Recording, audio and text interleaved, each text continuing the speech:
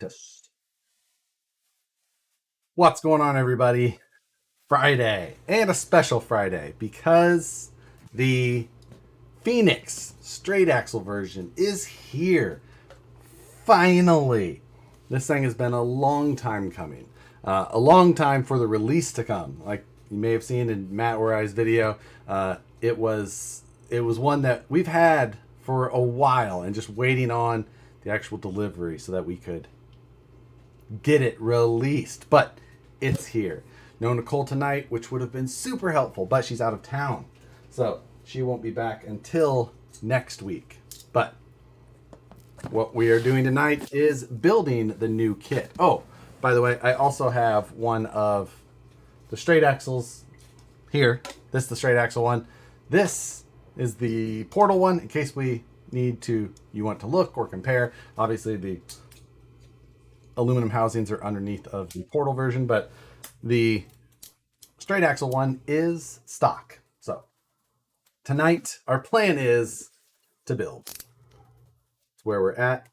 In case you haven't seen, we'll give you a quick look at the box. That is that. See that truck? That's this truck. What do you know? Moose Jaw. Congratulate Moose Jaw, everybody. He painted his first box art trucks. He painted this blue one. And, oh, did we not put the green one on here? It's kind of on there. There's the other one. It's greenish grayish. So depending on what you saw in the video, it's on. Oh, God damn it, Chief or Sookie, whatever one. Step right on my side. I didn't realize we only put one. Is that on sale yet? Yes, it is on sale. They released yesterday and started shipping yesterday. So they are available. But yes, congratulate Moose Jaw to his box art debut. But that's what we got. Now the body is unchanged from the first release of the Phoenix. We'll get to that later.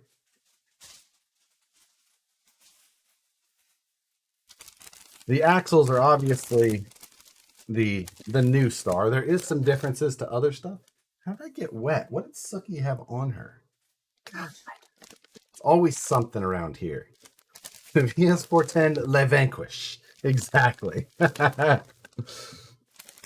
So here is our rear axle bag and our front axle bag. That's what we're going to begin building with.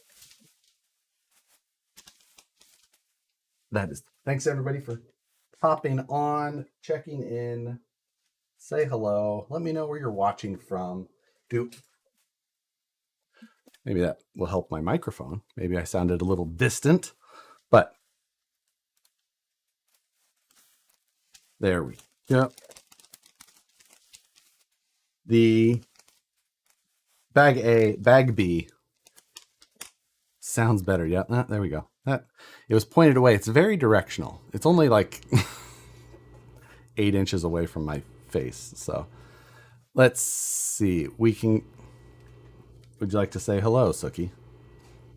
There you go. Hello. I'm sure she will be in because Nicole is gone. So that makes me the one that is in charge of some sort of attention. Let's go. Should we go overhead or side? Go overhead for a little bit. Oh, we don't need that guy though. That's an unnecessary angle if I have ever seen one.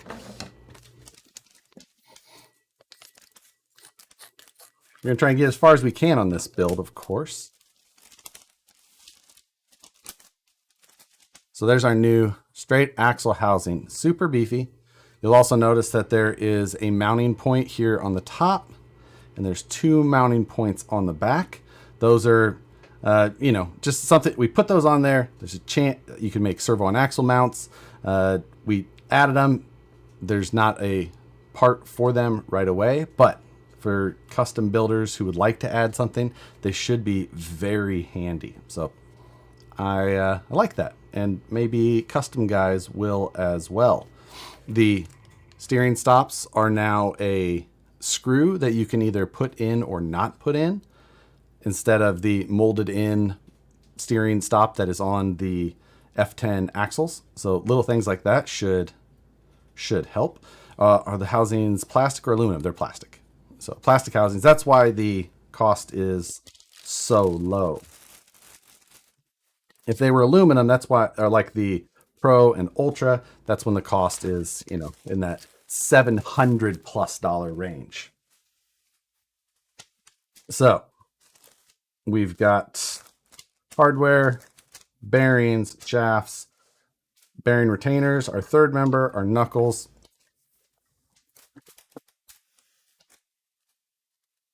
Flush cut those off. I'll give you guys some close-up look. I won't be as thorough with all of the other parts for the chassis, but with these new pieces, I'll make sure and point them out, show you all the cool little different things. Also note, if you're building one of these kits for the first time, the thread lock is red and the grease is blue. So if you're used to blue thread lock, don't mix that up and put grease on the bolts you mean to Loctite. I will tell you, I've done it. I will admit when I make stupid mistakes. And that is one that I have made at least twice. So, bearings, screws,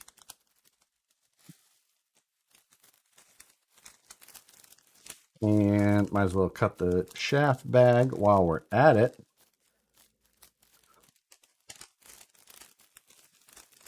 MIP makes the same color. Made that mistake a few times in MIP stuff. Yeah, it's no gummy bears with the kit. I know. We need to get on that Prusa life, but I think then we start importing food and we have to worry about shelf life. I feel like that could be an issue. Aluminum straight axle in the future. Well, you could do it today because these axles and these shafts, these gears are all built to the exact same specs of the F9 fabricated style housing, the D44, which is available now again as well. And then in the future, more options. Right? Right. Yes.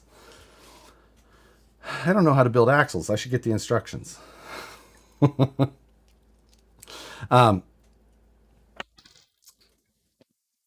So we're going to start with the gears. The gears are the same as the rest of the Vanquish axles, same as like AR44 gears. So the Vanquish, this is a Vanquish gear set. We also make an underdrive gear set, and any aftermarket overdrive gear set would also be available, or be compatible, not available, but available also.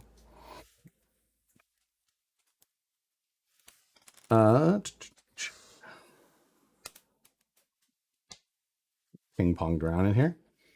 Do you plan on making this build an LCG? This one specifically? No, because this one specifically, it's going to be one that I'm going to end up using to take to like, I've got a show to go to in Vegas in about a week and a half, and I want a clean version of the truck to take. So that's what this is going to turn into.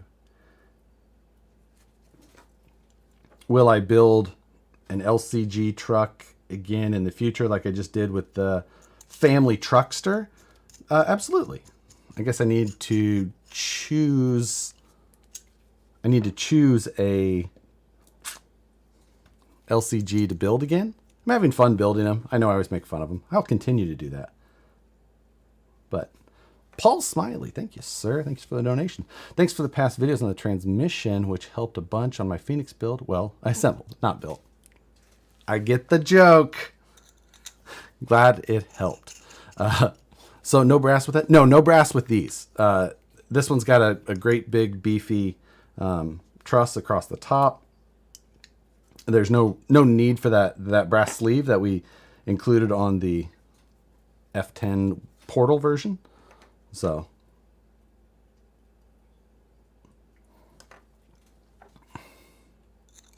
let's see.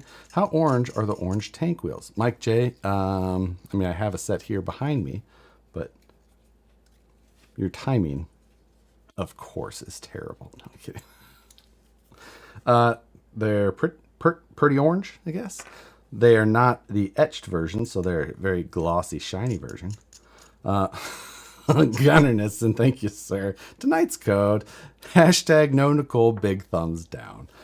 That, in case you are unaware, is for satisfiedjerky.com. It's 10% off of any jerky that you purchase for tonight, usually for a couple of days. Pin the message. Dana, thank you, sir. As always. Jackson Abel? I'm guessing that's right. Josh, are you going to Rocktoberfest in Mansfield, Kentucky? I am not. I actually don't know of that event. The end of my year, Ebb. Just Ebb? I wouldn't have got that. The rest of my year is pretty much jam-packed with either events or traveling home to see family for the Abel. There we go. That makes more sense. Ebel. But that, so yeah, rest of my year is going to be pretty much wiped out. So we've got the, standard ring gear. I'm just going to keep throwing stuff around. Are the OD percentage the same as the portal version? Yes, exact same. It's already on there. So that. I thought it was evil with a list. List. God, DK. So we've got the big pinion bearing still. The third member is the same. Right? Right. I should know that more definitely, but I'm pretty sure it's the same. That why don't I know that more definitely? I feel like a fraud. Brandon. Why isn't Brandon on here? Need an adult. The third member bolts in with 3mm. You don't grease those bearings. I do not grease these bearings. Never have. Not in. I grease the gears, but no, I do not grease the bearings. A different Brandon is checking in that he's here. You're not the Brandon I look for. There's some sort of Star Wars quote there that I don't know because I've never seen it. But does Vanquish only offer 4 kits right now? The Pro, the Ultra, and then the Phoenix Portal and Phoenix Standard or straight axle. Yes, of course, the Pro and Ultra have 2 SKUs each because of the anodizing color of the axles. So there's our third member assembled. I grease them after I assemble it so I don't have to get my hands all nasty.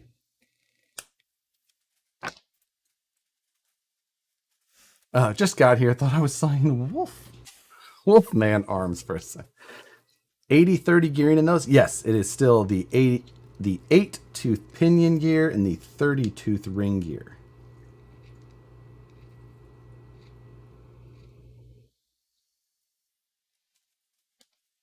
Grease on that. Quick spin. Should we get a little closer right now? There we go. Who? Oh, it's Nicole. She knows I'm streaming. You know I'm live, right? Huh? You know I'm live, right? Because we are. Oh, look, we are watching you, and Emmett would like you to say hi. He was saying hi, Uncle Josh, on the computer, on the TV. He was yelling hi, Uncle Josh, at the TV, and he didn't know why you couldn't hear him. I see. Well, hello to you both. Everybody else says hello, and hello, Emmett. Oh. Our perfect little nephew. So, all right, love you. Bye. See, Nicole is here for all of you guys still as well. Yes, there you go. The hello Emmets can roll in as well.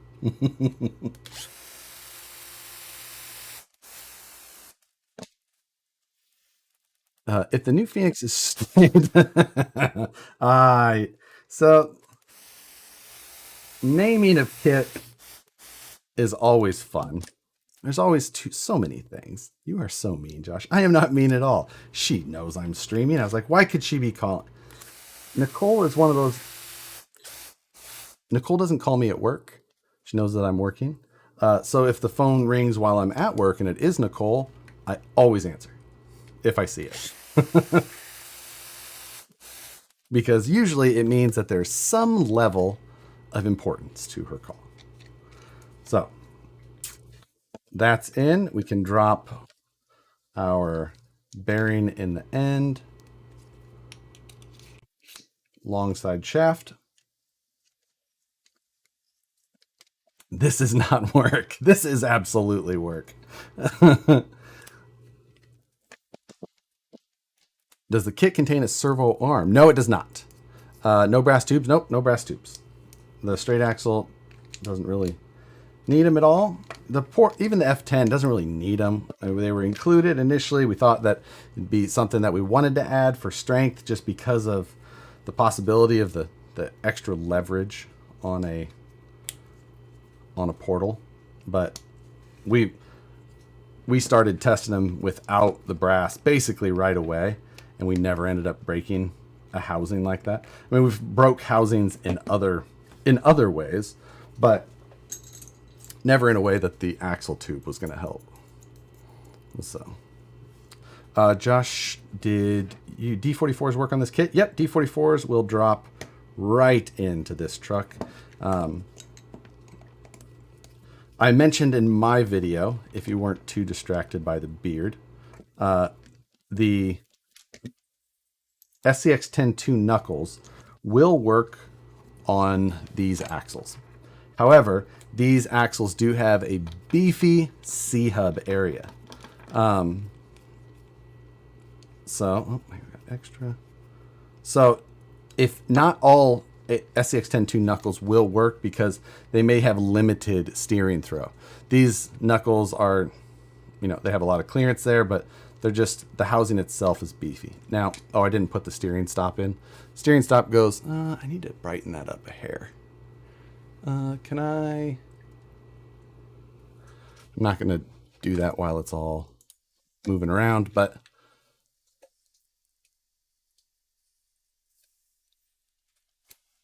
and then,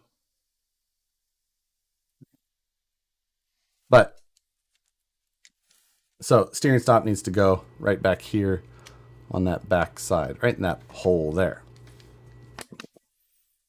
Let's see. Will the brass tubes work in the straight axle for weight? No, the axle tubes are different lengths. While so you can see how that goes, and it touches right there. I know it's a little bit hard to see. We'll go back to the overhead. I think that one just works. That one just shows you a little bit better. Right there.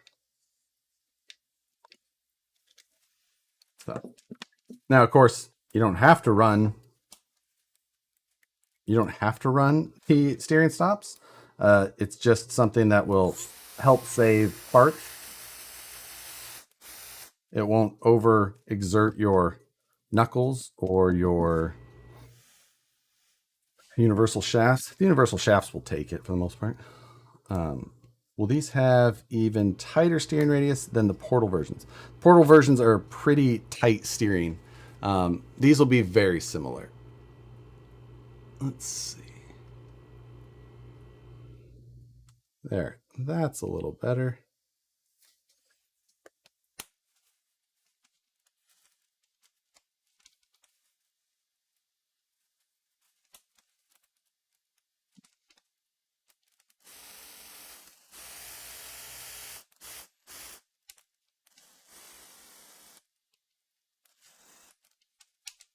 Yeah. As far as the steering radius, I believe that these are they're very close, if not near the same. That's with the steering stop. It goes about that, which I think is like that 49 or so degrees. But if you don't run the steering stop, you can tell that is considerably more than 49. So do I recommend that officially? No, because you could break. That's how you will more easily break a plastic axle housing, by oversteering and then over exerting those universal joints. My pin fell out.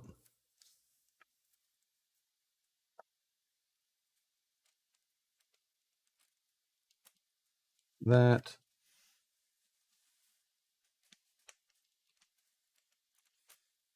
We'll be doing the exact same thing next Friday. Just got my shipping schedule. Nice.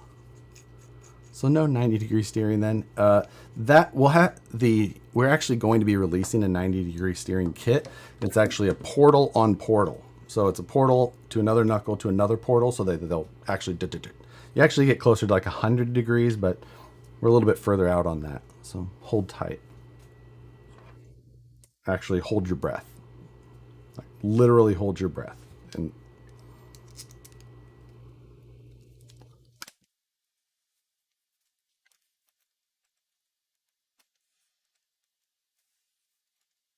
so, how long did the Phoenix video take to shoot? You mean with the beard? About 4 hours, 3 hours. But that's because I filmed it in reverse. I very carefully scripted the video out, so I knew what I would say in each section. And then I did the end first. I went out to the garage and I trimmed it to length. Then I went out, did the next portion and trimmed it down. And I was just like, I'm not going to acknowledge the beard change in any way. I will not going to mention it. No cold opening joke, nothing. Just gonna open with a straight up mustache and just trim. Oh, did my upper camera freeze? It did. Let's see if it comes back to me. You guys remember when that camera used to freeze all the time? That was very creative. Genius. It was fun. It was a fun, silly thing to do. I thought I was seeing things. Of course, Nicole was wondering what in the world I was doing. I kept going, because I don't trim my beard in the house, because anyone who has a beard likely knows it goes freaking everywhere. So I found it easiest I always find it easiest to trim my beard in the garage, and then I just leaf blow it outside. I know, it's weird, but it's what I do. I've never talked about another man's facial hair so much in my life. Oh my God. Josh, can you recommend an NSD RS 800 V2 servo for my first direct? I never had the V2. I had the V1 and it worked fine for me.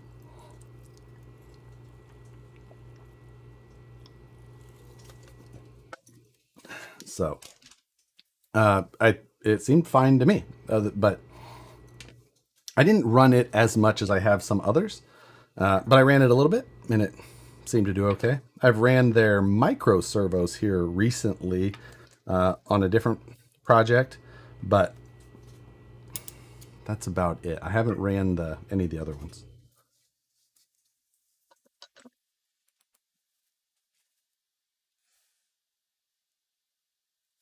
Okay.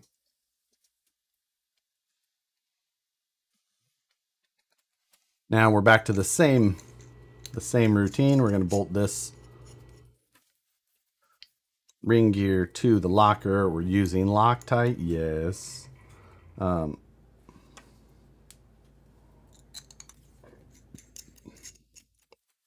Everything is frozen. I have monitors in front of me, Mike J. Can't get me.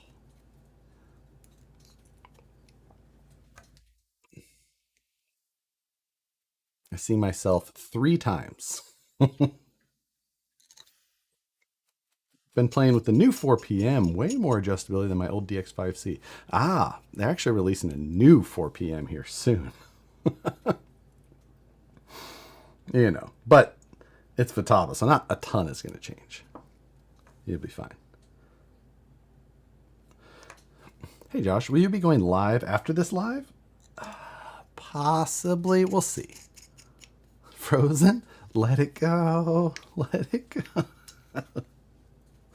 I only barely know how that song goes. I have seen Frozen once. Believe with Emmett. And Nicole, of course. Nicole and I watch a lot of the animated movies. So, yeah, that's it was badass. I think the handlebars section, you had that shit-eating grin trying to get it out. Oh, yeah, because it looked ridiculous. I fully agree. Have you seen Free Guy? Yes. Love Free Guy. Free Guy was, I mean, I'm a Ryan Reynolds fan. So, honest opinion of the Deadbolt release. I mean, I've historically liked the Deadbolt. I still like the style of the Deadbolt, even today. But I don't necessarily understand the release just because the cost went up, like a lot of things do. $340 for that new Deadbolt. So it's over 10% more than it was previously. Which is a bummer. I mean, it's the way of the world. Costs go up now. But it's $340 and the base camp is $390. So that's $50 more. And $50 is not nothing. You're not going to say that it's $50, whatever. Spend $50. But for $50 different, you have the same electronics. So that is basically, well, no, you don't. You have a 3-channel radio in the, you have a 3-channel radio, which is worth something, versus a 2 in the Deadbolt. You get metal links, which is worth something. You get a metal panhard mount, which is worth something and is a weak point of the Deadbolt. You get a more modern chassis, you know, it goes and goes. So I couldn't suggest someone to buy the Deadbolt. It's really going to come down to that customer that just walks into a hobby shop or is on an online shop and says, what's the cheapest that you have? And that's what that's for. But there's that customer. There's that customer a lot.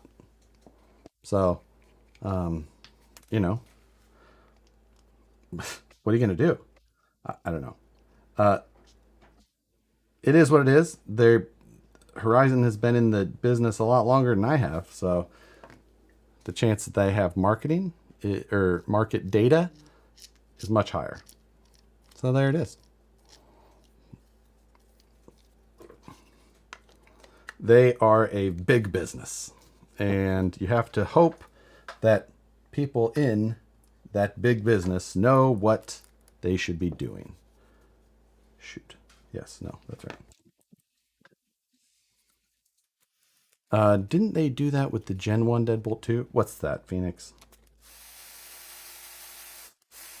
Welcome back, Sucky. What can we help you with? She's a good kitty. She's not as much of a pain in the butt as Chief. Still a good cat.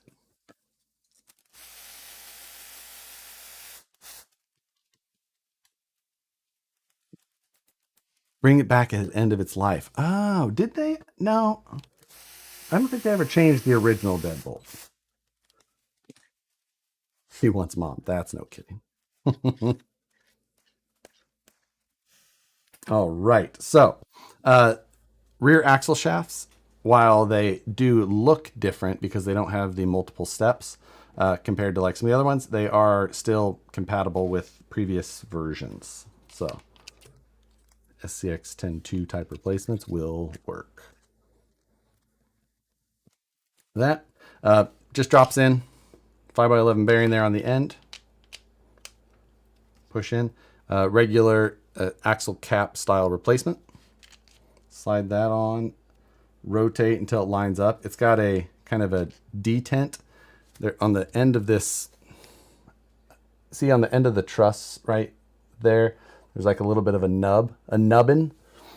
Well, there's a place to put your nubbin here in the back side of that cap. So it feels right when it goes in. Mick D, thank you. I'd really appreciate your thoughts on choosing a GoPro for tiny truck filming. I'm struggling a little with lower light on after wheeling. At the moment, I'm using an S10 Plus Samsung. Okay, so I use, if you're gonna go get a GoPro, a 9 or a 10. That is what you should get. At Hero 6 and up is when stabilization started to get pretty good, like reasonably good, and that's when I started using GoPros again. The 6 was good, the 7 was good, the 8 was not so great, the 9 was good again, and now I have the 10, and the GoPros are always a little finicky. They're like 93% there. There's always something that's a little bit of a pain in the butt. But at the same time, they also, the things that the GoPros struggle with is that they aren't great in low light. They're okay. They're better in a phone because they have bigger sensor. But the other thing is that they don't do great on up close focus. So if you're trying to film like things on the bench and you want to take that camera and you want to put it like here, doesn't focus well here. But I filmed with it all day today. We were out in the rocks all day today filming for something. And yeah, I would still recommend, I would go for a 10. Oh, I missed a super chat. Thank you, Brandon. Eric Baker. I missed Eric's. Hi, Josh. How did you narrow the Woods Runner body? Haha. Eric, that was a difficult process. I contracted a company called the USPS to take it to a guy who did it for me and then paid for it to return. I did not do it. I don't know how he did it. Magic is my guess because he did such a good job.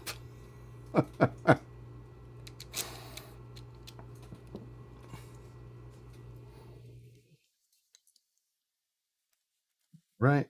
We've got all the hexes on. Eric Baker again. Thank you again. A little something for your next creative video shoot. Thanks. Thank you. Oh my goodness. Oh crap. We actually do have these little silver washers. They go behind the pin. They're not like, oh no. I'm gonna dig around in my crotch here for a second. Nope. I can't find it. Got it. Don't worry. What was I saying? I don't remember. We're going to put the pin in the other side. Pull that hex back off.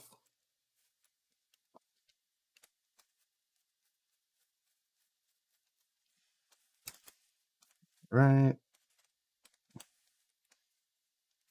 Something about your crotch is what you were saying. Yeah. Sounds about right. So our front and rear axles are built.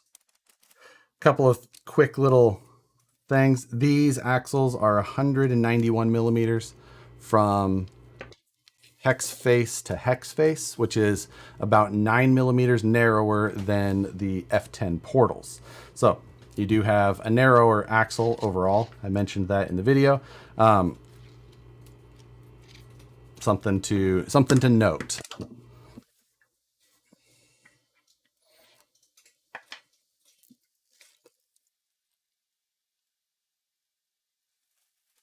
Did you ever listen to some Richard Cheese? I pulled it up immediately after Wednesday's video, and I've never shook my head harder for longer.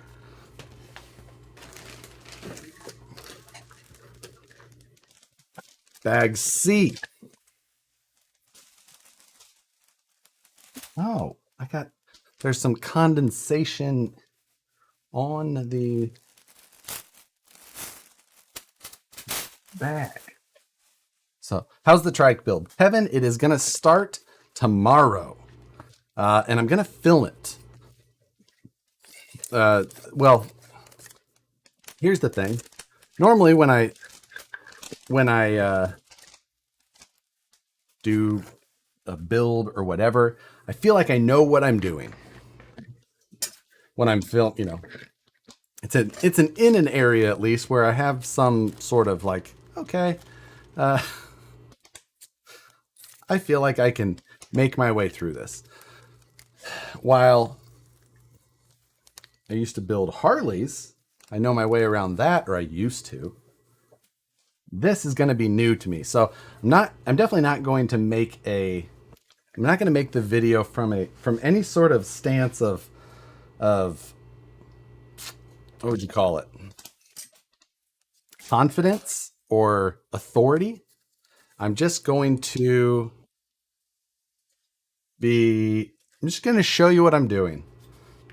And how many trips I have to make to the hardware store, because I don't have a large supply of like what I would consider man-sized hardware. I have RC car hardware. I have a lot of it, but that I do not feel is going to help much.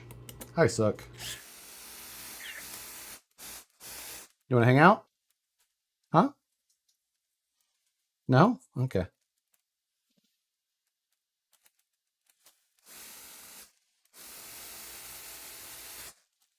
So, there you go. What tricycle are you building? I am building a Team Garage Vlog. No, wait. The Garage Vlog. I get Team Garage Hack and The Garage Vlog. I do one of those. So,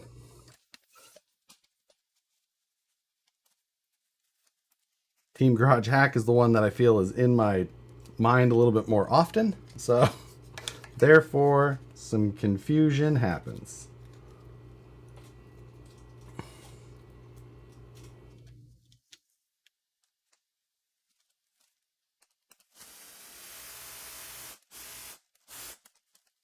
Yep.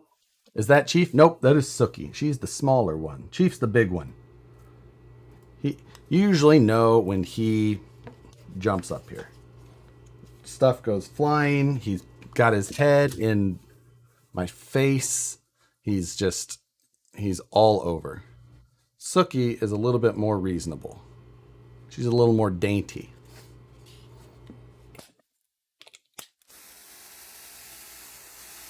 And also not as mischievous. She's a pretty good kitten. She can be a little loud at times.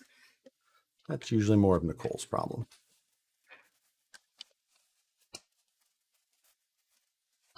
What's up, Suck?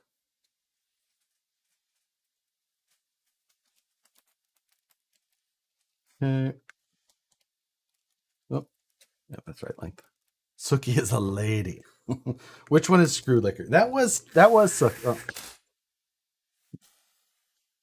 Not much of a lady right now. Trying to get some tips.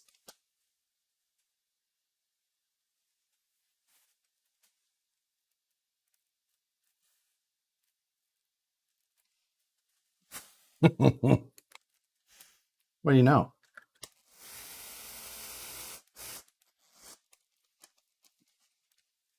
Have anything you would like to add?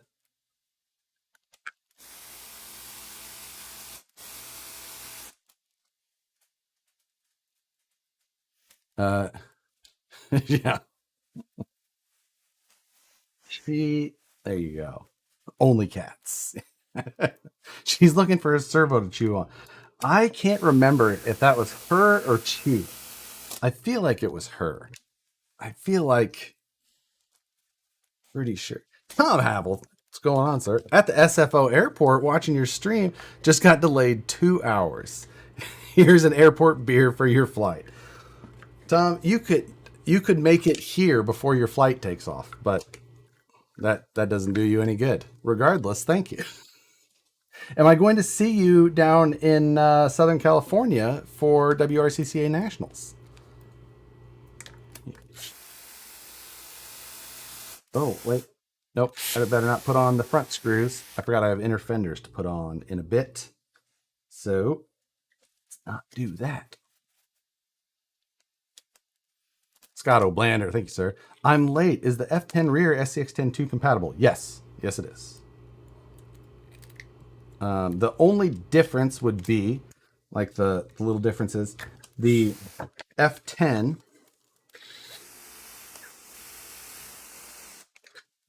uses the wider shock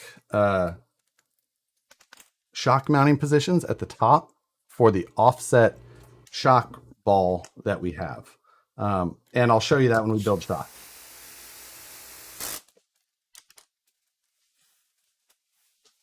Suki from True Blood? Yes, that is where Suki got her name. Suki. Because Nicole is a massive fan of True Blood. What motor are you putting in? Clark, I don't know, because I don't know if this one will get a motor. This one's going to be a truck that I take to like a dealer show that's coming up. The blue one, which is the one on the box, is the one that I drive. So,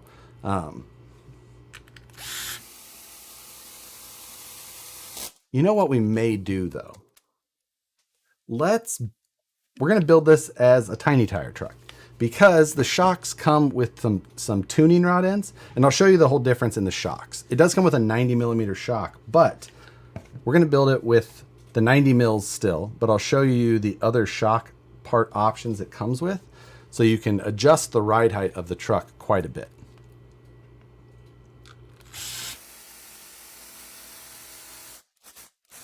Trip is booked along with 4 other Oregon guys. Tom, I'll be glad to see you. It's been too long. Let's see, where's the other short? There it is.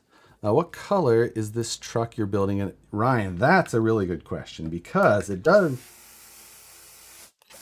have to get painted before the show. And Moose Jaw moved.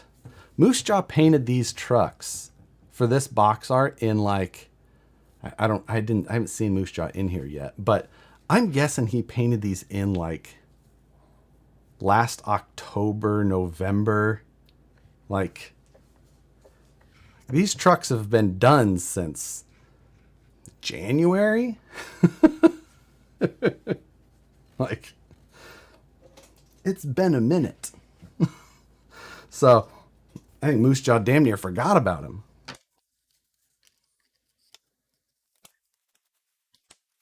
Let's see. I saw a question about which Predator engine is the Trike getting. The Trike is built, the chassis is built specifically for the Predator Ghost, which is the shifter cart engine. So that's the one. That's the one that it's getting.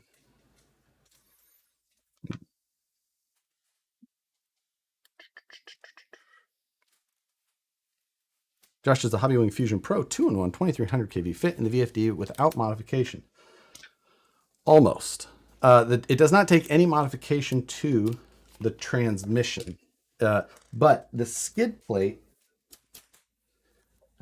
right here, the upper link on the passenger side, it just barely touches right there. So if you take an X-Acto, a very sharp X-Acto blade that has not been used for several weeks and or months, then you can take and just shave off, especially at this point, about that much, about what I did right there in one pass. I'm doing 2 just because. But you see how I put a little bit of a chamfer on that? Focus. Not going to focus, are you? So I put a little bit of a chamfer right there on that edge, and then it'll fit fine. That's all it needs. It's one of those things, like, if you don't do it, it still goes in, but you feel like it messes with the gear. Like, you feel like something's like weird. You don't know what it is, but that's what it is. Just spaced out the release of the 2 trucks? Nope. It was just a matter of supply chain, mainly shipping. So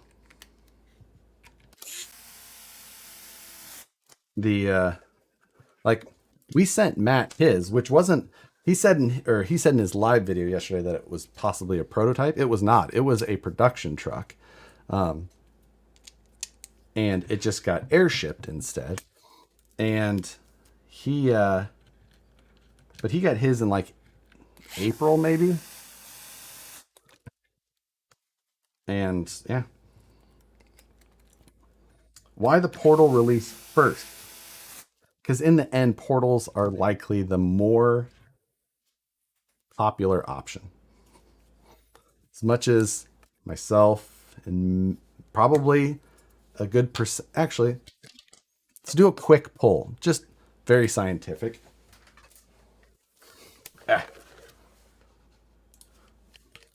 Which do you prefer? Portal, straight axle. So, there you go.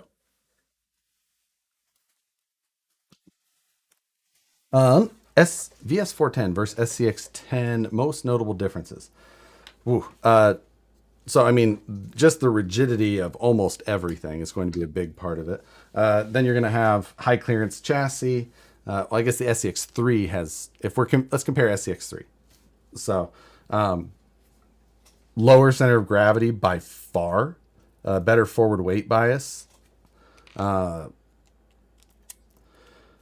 see. The axle clearances, especially on the portal, are going to be considerably different, better. Steering is better. The construction method, I think, is also better as far as how things. I'm just checking my shock position mounting real quick. First hole in towards the front.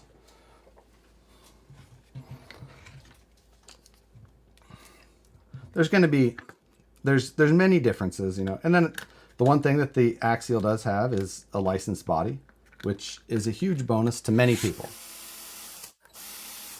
So I love Jeeps, and they have Jeeps. So how you can't deny that. Like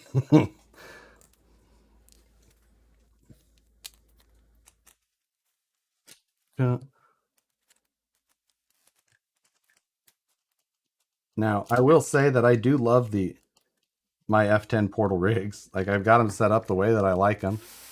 And the F10 portals we have steer like crazy.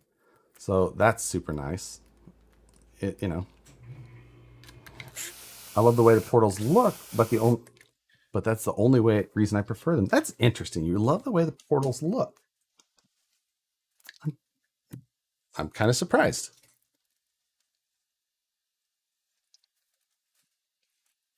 Josh, will you release the green truck VFD twin servo bracket for purchase or print? I don't know. It's not made. I didn't design it in a way that would be good for printing. I feel like it would be too weak. I'd have to redesign it, I think, for that to be a viable thing. Maybe, though, if it's something you guys are after. Damn it.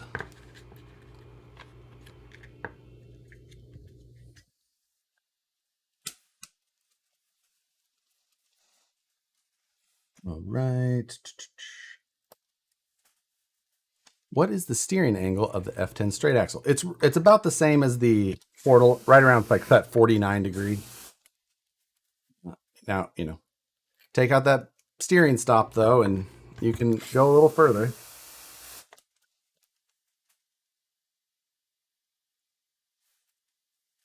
I like the idea of smaller servos for the weight savings personally. Oh, I get that. I mean, smaller servos are more expensive, but they are lighter. I agree. F10 straight axle on the TRX 4K100. Wait, 4,000? There's not enough brass parts for the TRX or for the for it to fit on that. It's not the right choice. I need a couple more of these guys. Where's my other 10? Oh, there it is. It's like, did I put it in the wrong spot?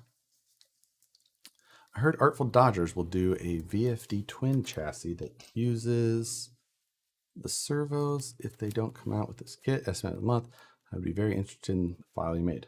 There you go.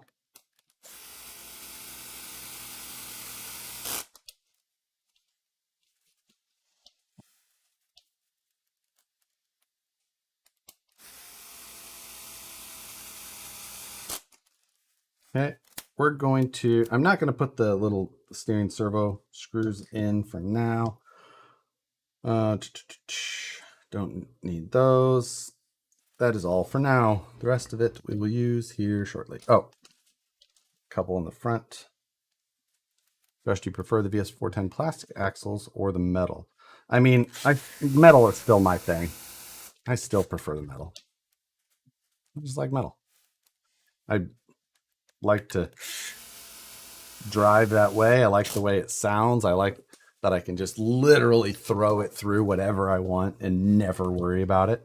So that's just my preference.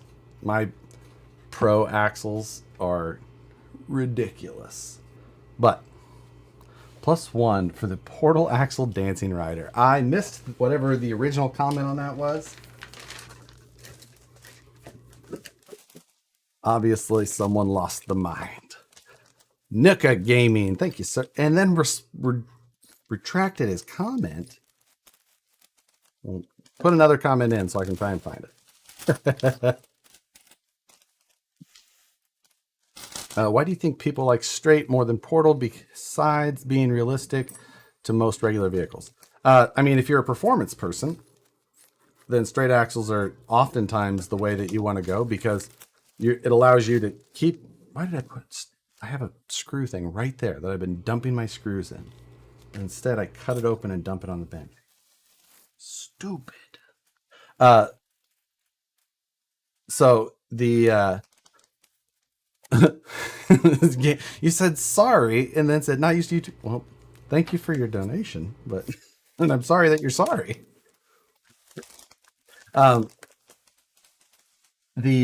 But so like I was saying, performance people will often prefer a straight axle because it keeps everything lower rather than raising everything up. So if you have a 13 millimeter raise from your Portal axle, that means your whole axle is up. That means your chassis can only go down so far. So your servo is going to be higher up. So even though you can get the belly of a truck very low still, if you have a Portal, in the end, you still can have things, you're going to have things that you can't get as low as you had before or with a straight axle. So in many situations, people who are more into performance will be more into straight axles. But it's just one version. And then, of course, it's also about scale style. So, all right, let's put some balls in some holes here. John Roberts 1.6 RC. Can you modify it with Portal rear and straight axle front like you did with the Pro? Yep, you sure can. We'll do that one of these nights. We'll make that a thing. Rob Montana. What's going on, sir? $5 for rocking the stash and $5 for realizing that in the long run, it's going to get you arrested if you drive by a school. Oh, it freaks Nicole out so much. She's oh God. It's just, yeah. Nicole was more okay when I came in with the Fu Manchu. After I shaved that for the final portion, she was like, oh God, no. It's like, really? You were okay with the. I mean, wow.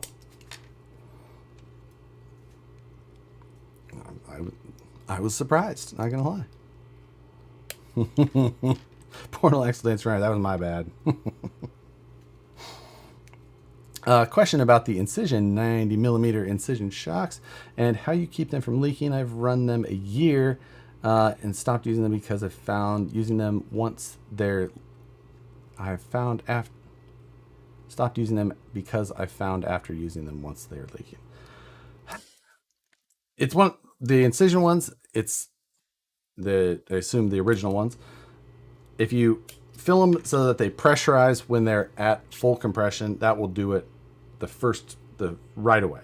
And once they start, it is hard to get them to stop. So I usually underfill so that when it's completely compressed, it is not creating pressure on the inside. That's like the first thing I always did. And then I always built with green slime. It's always a thing that I did. I mean, by no means have I had them not leak ever. But it was just the most reliable way that I kept them in the best shape for the longest. So, what's that tool comment in 3, 2? We've got a minute. I'm almost through. Green slime is mandatory. Green slime is the way.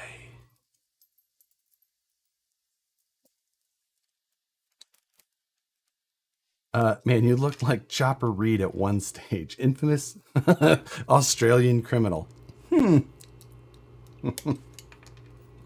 I should have ordered 80 shock or 80mm shocks with mine.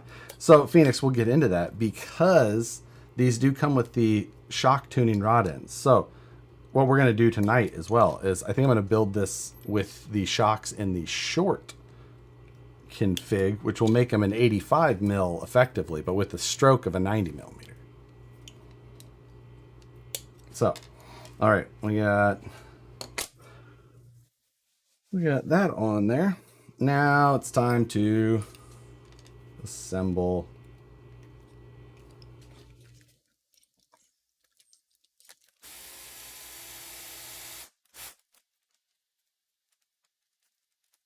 That on there. This is the TGH rod end tool, Team Garage Hack. So, let's see, we're gonna.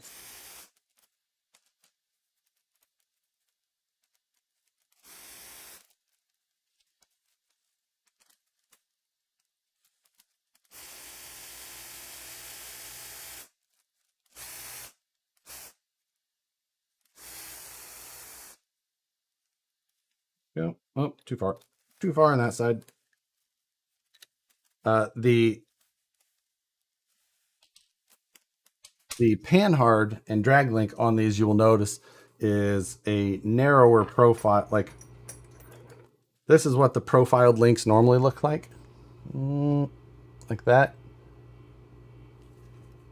The drag link and panhard now is this way, solid. And that's because of adjustability. And that is because of what we're going to talk about with the length of the shocks and how they can be adjusted so that they look proper.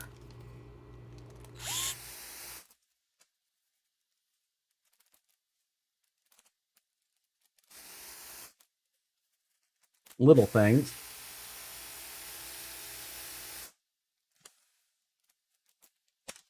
Rod ends. Do you ever run bent links for more clearance? Very, very rarely. I don't like the way they look, especially on scale trucks. I think they look terrible. We used to run them on like comp rigs back in the day. And that's pretty much the only time I'll ever do it, is if it's something that I'm going to take to an actual competition. because I think that they look silly otherwise. On anything that is even like remotely supposed to look scale.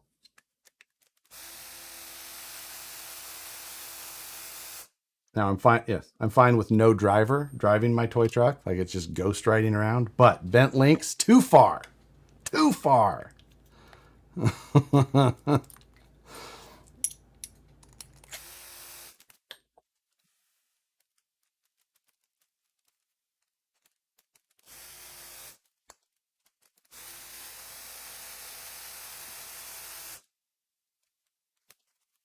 No.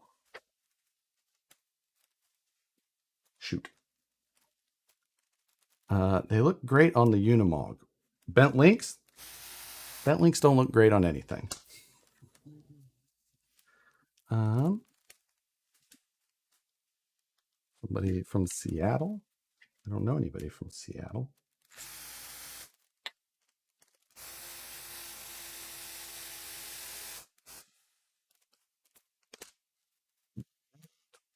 Oh, that's not totally true.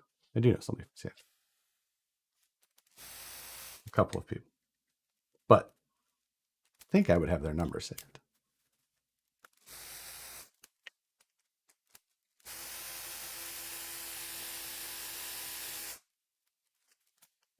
Right.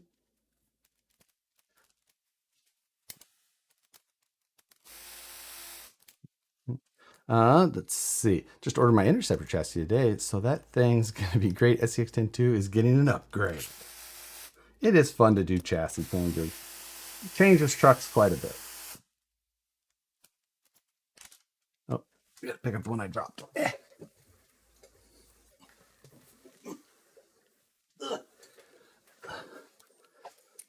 The new straight axles wider or narrower than AR44 axles. The same as an AR44.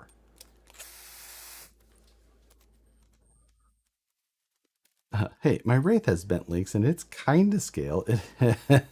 No, bent links are still not scale.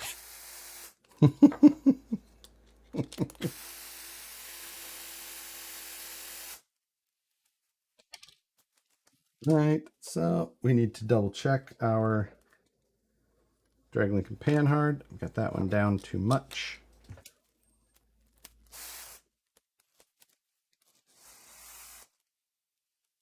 About right.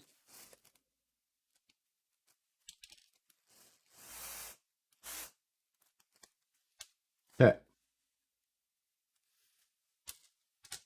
So all the links are built. Is the turning radius still the same? Basically the same. It's super close. If not a little improved, but basically about the same. All right. Bent links on a super. If it's for competition, like that's the whole point, then yeah, exactly.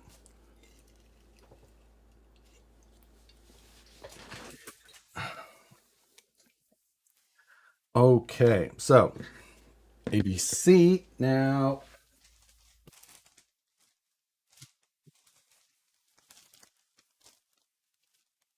EF.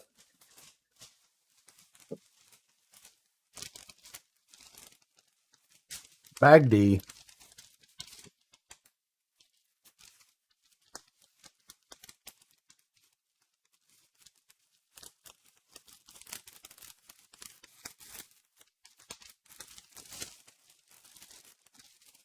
Let's see. What would bent links do on a full scale vehicle? I mean, I've technically seen slightly bent links that are gusted on a full scale, but you just don't see it. I just don't. You know, it's always one of those things. My opinion on style is personal opinion. Whether or not I maintain it in a very strong way is whatever. Okay, now we're getting into VFD Twin.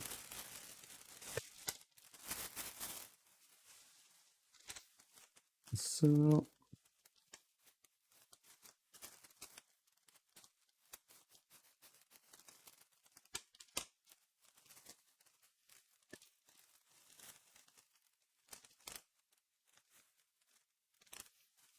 Okay. Get all this stuff out the way there.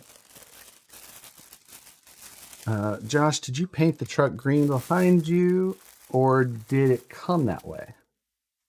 This truck? None of these trucks come painted. You have to paint all of them. I did not paint any of them. Get that out of the way, number one. But was this the video truck? Yes, that was the video truck. This is, that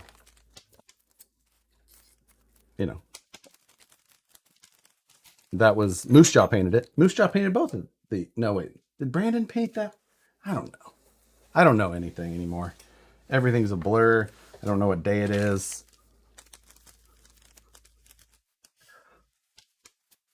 Nothing is real. We're all in a simulation.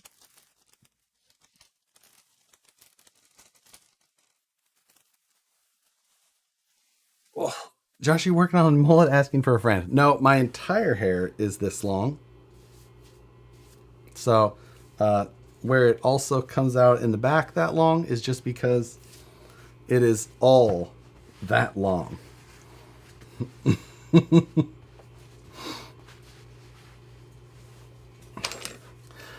All right, let's get into building. We need the standoffs, which are right there.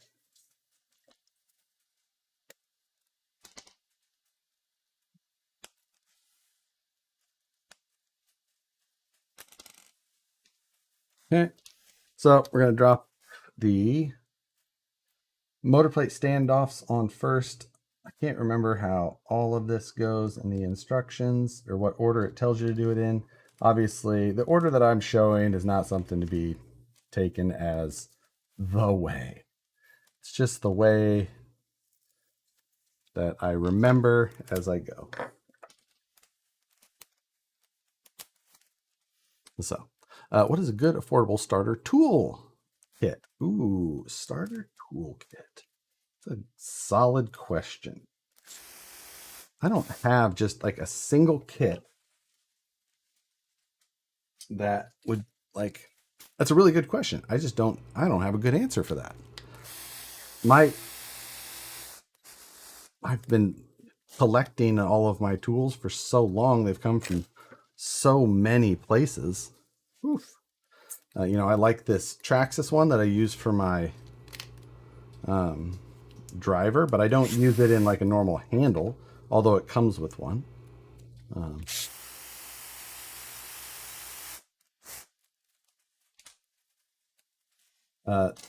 This is the Traxxas one I carry. It's got the regular tips, the ball tips, and some nut driver stuff with a handle. This was like the master one or something like that, but it's not exactly like a full kit of everything you need. So I wish that I could give you an answer I would be happy with. Just don't have it. So I have to leave you hanging on that note. Spur gear cover, we've got to put, or spur gear. Got to put both slipper pads in it.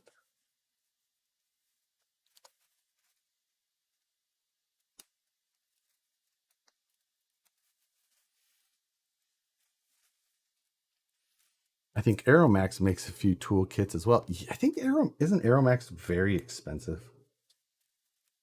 Instead of buying a starter kit, slowly buy MIP. It's like having the MIP stuff is very nice. I have to admit that is good as well. I guess that would be kind of my thing as well. And like I have a hard time saying like, yeah, buy a starter kit, because it's like, well, I feel like you would be better off getting some nicer here and there, but that's a tough thing to say, because tools, no matter what, can add up. Now, what expensive is to someone who may be used to buying full-size tools, that is where things can start looking like really affordable. It's like, oh, I could have this for what my new ratchet might cost. Like, that's not that.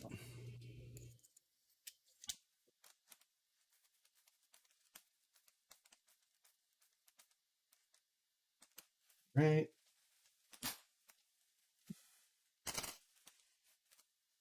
Top shaft and motor plate are done. Josh did a toolbox tour. 2018 was when I did that video. Dang. Jeez.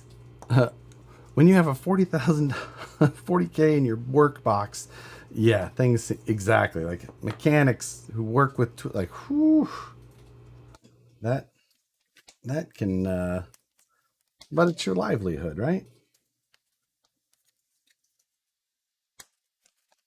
And so let's throw these in.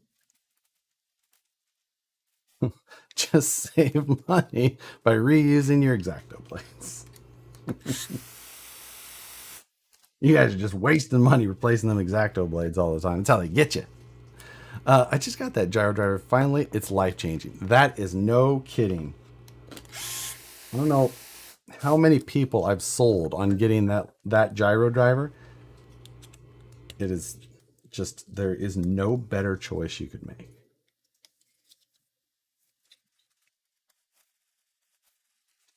Okay. We need some gears.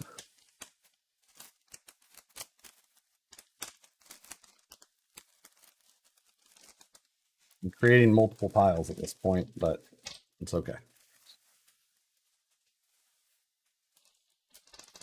So we need the top gear that is the same, yep, depth. 8mm pin.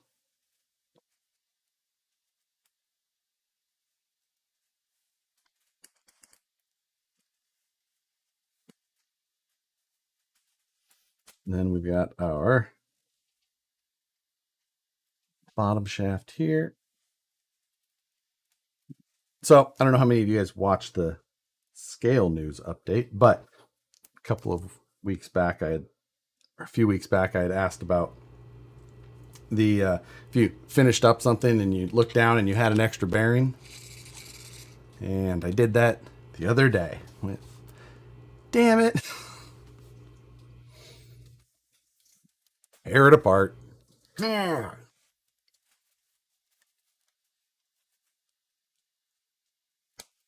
Just hoping I don't do it tonight. Tom Havel again, thank you, sir. Almost forgot to add to Josh's X-Acto blade fund. Thanks. You've bought at least a year's worth right there. Okay. This bearing right here, the one on the back of the top gear, that is the one that I have forgot building a VFD a dozen times. I just don't know why. I have some sort of like silly, and I forget that bearing every time.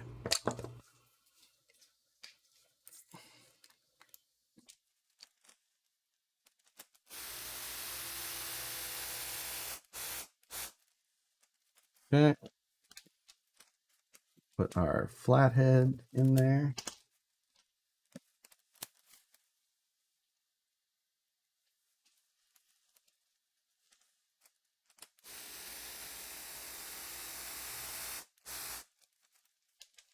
Okay.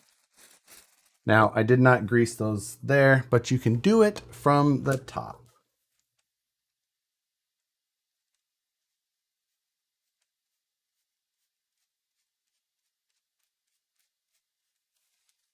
Even if you do it just from the top, you can see it gets all good down to the bottom one. We're good to go. Success. And no, I didn't forget that. Just didn't want to do it when it was open. Another difference is that this does come with the metal bearing plates for the transfer case here. The gearing to make the total gearing of the truck about the same as the Portal one, it is a different spur gear and pinion gear than the Portal version. Portal version is a 5215 and the straight axle is a 5613. Right? 56. Maybe, oh, there's 13. Yes, 5613. So, there you go. Little difference there. But the upgraded aluminum bearing plates, which are the 30 tooth. So if you wanted to put the 30 tooth in your Phoenix Portal kit, you could. But they keep the bearing or the gears and everything in line to each other better. Just keeps gears alive. I mean, even with sintered gears, you can be in pretty good shape for quite a while with just bearing plates. So, but there's also the machine gears available. What are the main parts you would say to never forget to grease? You know, it's an RC car. I'm just like, it'll be fine. You know, it's like, it's not going to be the biggest deal in the world if you don't. I've ran more than one RC car dry of grease for longer than you should. And parts wear a little worse, but they're okay. Brian Sherwood thinks, sir, why leave certain trans parts out? What is that? What do you mean by leave them out? You mean like leave upgrade parts of like available upgrade parts out? Is that what if that's what you mean, of course it's just because of cost. And I mean, it really all comes down to that. Like we could throw every part at something and then you end up with like a VS410 Pro and it's very expensive.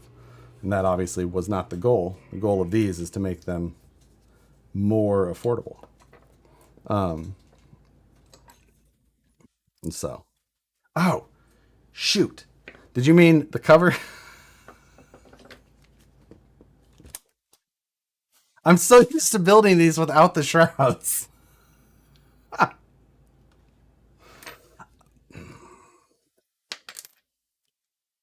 Son of a biscuit. In a lot of my trucks, like lately, the ones that I've been building that have been a little bit more competitive minded, I've built without those covers. They're not needed, they're just for look. You don't need them. But it had to be Brian that'd point that out to me, doesn't it? Wouldn't it? Just because he knows he's going to be able to rub it in. If it was for one of my normal builds, I need to take off the lower screw. I would just not run it because I don't run them in a lot of mine. But we can just take, if you put an M3 screw in the threaded pocket there, you can screw it in and it pushes your bearing plate out.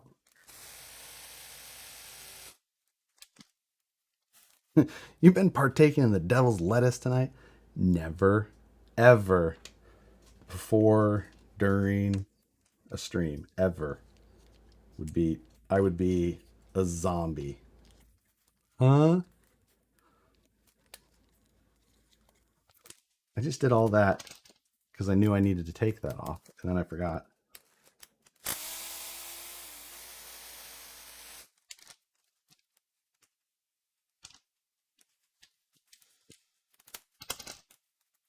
Dumb. But you have? I'm a damn near 40-year-old man.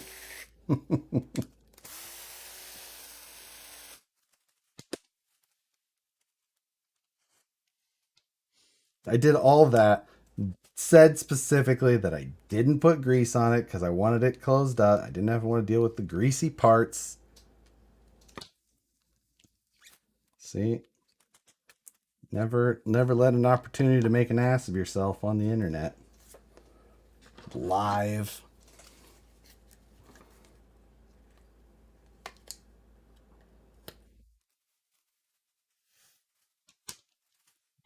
that. Where's the other portion? There it is. We have some tiny screws to install. By the way, Josh, did that on purpose just so you could see if we were paying attention. I wish. Cue the phone ringing to have Nicole call him a dumbass.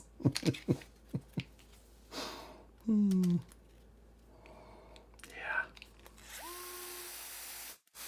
This is when she would normally do that. It'd be just like, oh, it's going to be that much longer now. We're going to be here that much longer.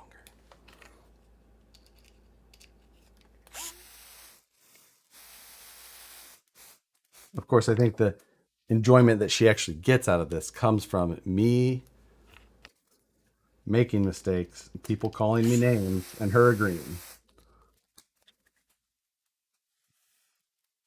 Josh, what hex bits are you using, please? These are the Traxxas bits from their like master kit.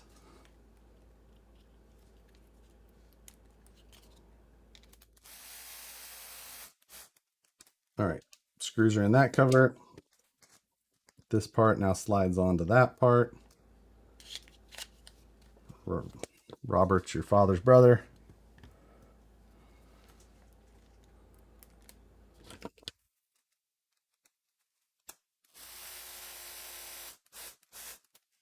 Detail screws, detail screws. Whoops.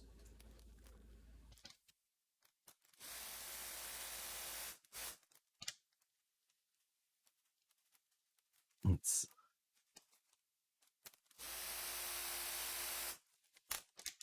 okay, almost there. How much do them DeWalt suckers cost?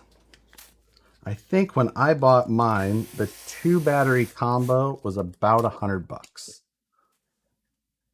Measure once, cut twice, force it.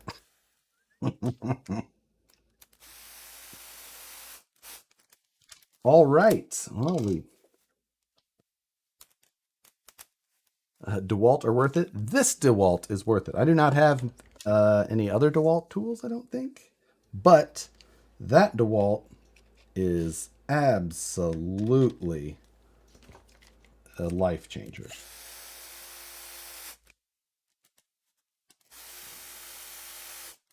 It's 8 volt, which feels like the right volt for what we're doing. The gyro portion, which is something I would have never normally thought would have been something I would have liked, is fantastic. I literally would have just thought it was a stupid gimmicky thing, but couldn't have been more wrong.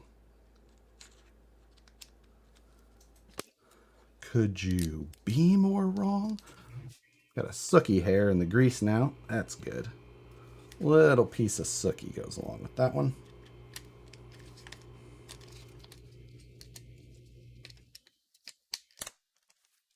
That. Swap back to the flat.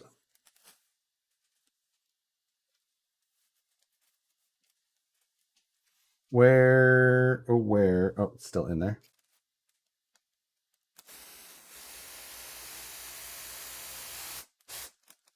Hey, now we're back to where we started. What did I miss up here? I missed one from Brian Sherwood. With plastic rods and motor plate, they must add some rigidity to the transmission or not. So I know what you mean, Brian, but also even if you didn't use the rods or anything, the motor plate is supported in 3 spots, here, here, and here. So it's really triangulated as it is. And it's just, you don't, even with the plastic standoffs and motor plate. They help, of course, especially when it's not all put together. But it's really just not overly needed. And if you do run the stand, like I run the standoffs all the time, but you can get away with not running the side supports and just running the bottom in like a custom chassis. So that's the thing. Blind Guy RC, thank you, sir. Have you ever used a Rich wallet? It's amazing, said you. Smoked my straight axle version after the wedding. Super cool. Well, Congratulations, of course, on your upcoming wedding. Wish you happy trails and good wishes. There's a saying there that I don't remember how it goes, and there you go. I'm the joke. Wait, what? No.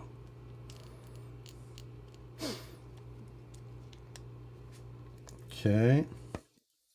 There's that year. Drop that in. Now, we do need one of the clips.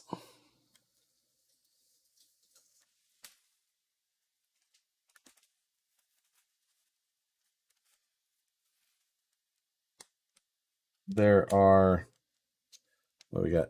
8 in the shocks, 10 E-clips in this kit, which is too many, 10 too many, but a necessary evil in their own way.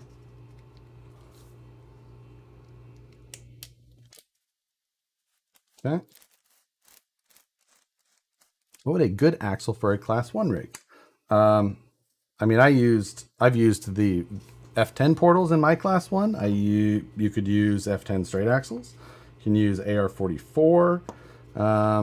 Those would be my 3. Those would probably be the 3 that I would suggest.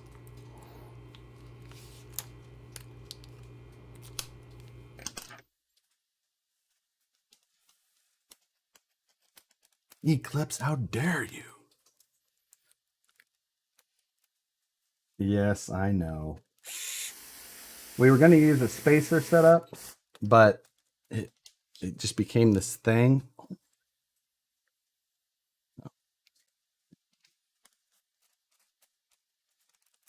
Grease on my finger.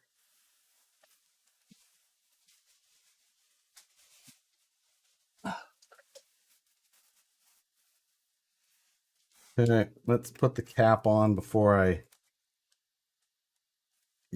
lube up my finger again.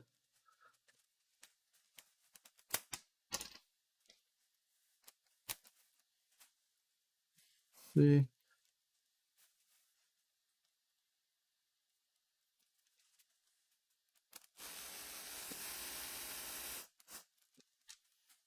And I see leftover bearings on the tip. Yet there's plenty still.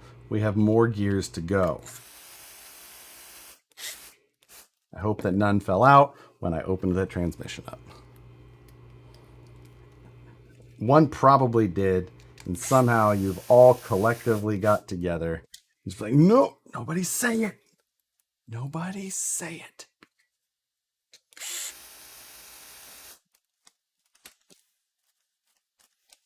Okay.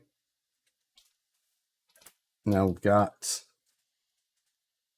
these are the outputs. That's the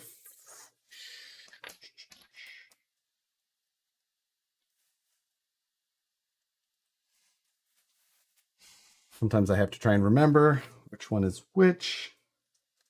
I feel like I'm not doing a very good job of that. I have to go to the manual. I don't want to mix them up.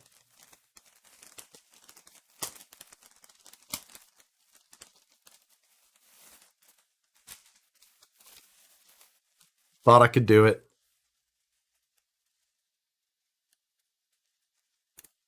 I have to open the instructions. What kind of...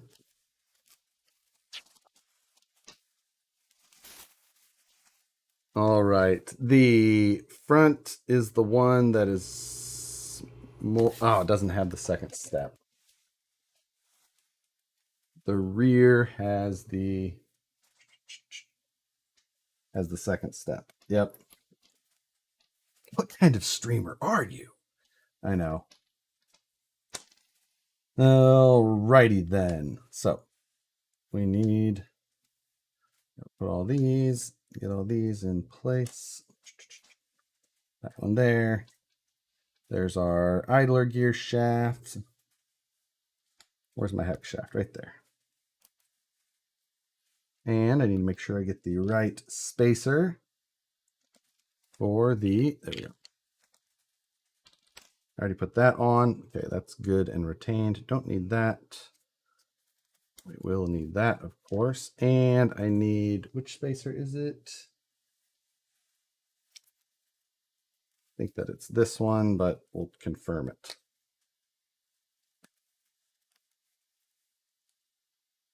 Yes, I was right.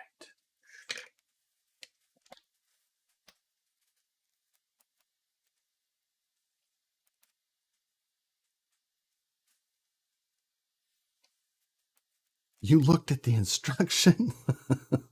My world no longer makes sense. You know, when you just know that it's just like, I gotta look. You can't not. I gotta look. Oh, I already put those bearings in, so I only need the front one. Of course, we need the big guy for there.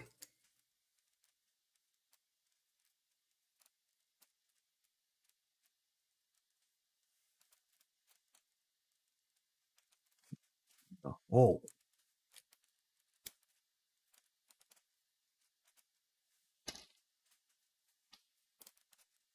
Okay, that's there.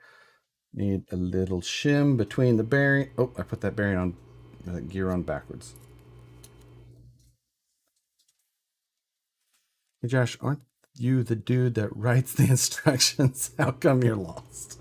I don't have to write the instructions, luckily, because that's kind of a pain in the butt job. I do have to proofread at times. Not always, but you know,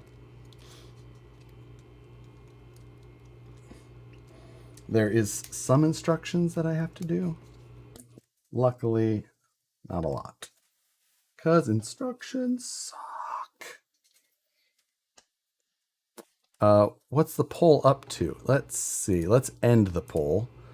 Straight axle 1 in here, which is good. I like that. I suppose that also makes sense on a night like tonight, when there may be a better chance of attracting some people that like. So you was proofreading? I'm still an engineer, so proofreading is relative, because engineers don't read good. Just, saying. What can I say?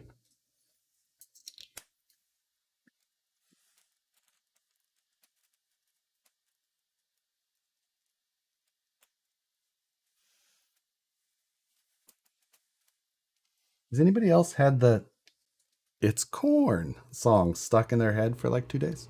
Or is it just me singing it on repeat in my head to myself this whole entire stream? It's a big lump with knobs. It's got the juice. Just you, bud. That makes sense. That makes sense. Usually is. I'm fine with that. Why are we here? If the things that were in my head came out of my mouth all the time, I would be evaluated.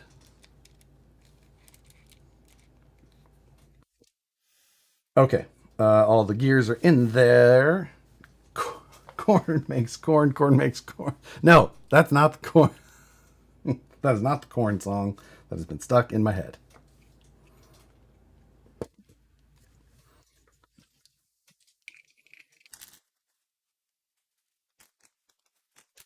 Let's see. Still stuck on gator boots. Yes. Okay, so we dropped the bearing plate in there, and we need the dig lockout, which is right there. Some people have problems with this one here. You line it up in the bottom corners of the lower part with the notches out, the cogs, the dogs, whatever you want to call them. Line that up, and then it should just fall back down in, basically. And there's a couple of flathead screws from the outside that suck it into place. What? Engineers don't read good? Makes sense. Explain some of the signs in Sacramento. Oh, Caltrans engineers. I'm not sure who you are, but I have questions. A kid gets asked about his corn on the cob and it got remixed. Exactly. And it is stuck in my head. And I forgot to put the MF and bearing in first because I'm singing It's Corn. A big lump with knobs. It's got the juice.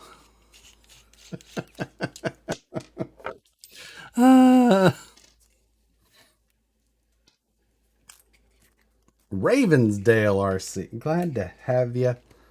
I hope that there we go. Hope you guys are all having fun up there. Let's see. Have I ever met a hero of yours, someone you're a huge fan of? If so, who was it? And was it a good or bad experience? Let's see. Have I ever?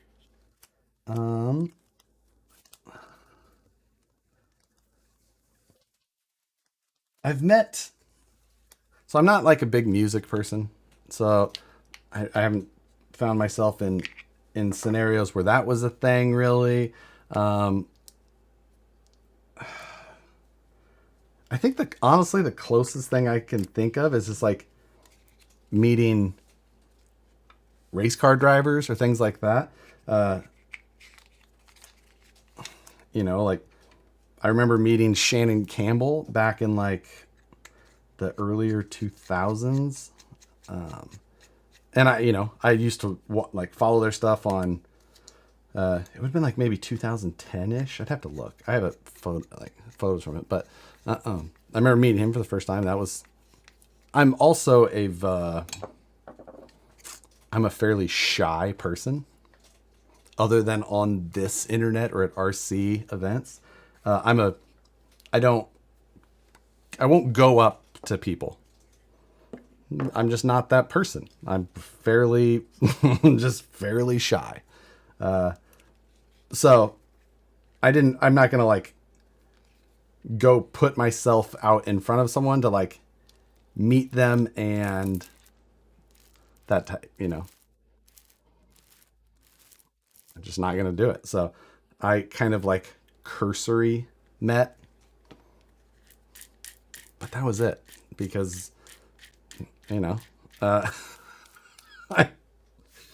I'm at an RC event, I can talk to anybody at any time about anything because we're there for something. And I know there's a thing, I don't know, but beyond that, I can't do it. I'm just not that person. So, let's check. Are all the bearings used? Yes.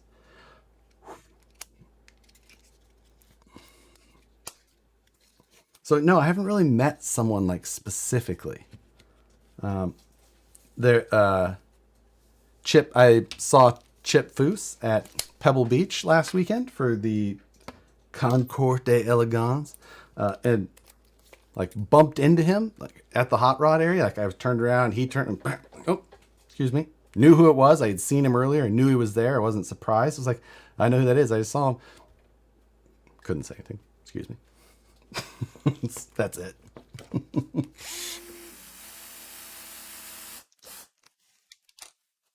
So the Phoenix kit is only $10 less than the Portal kit. Yep, it is not much less, but it's kind of like one of those things like with spare parts. Like spare parts would obviously add up to more, but when you kits, there's way less margin in.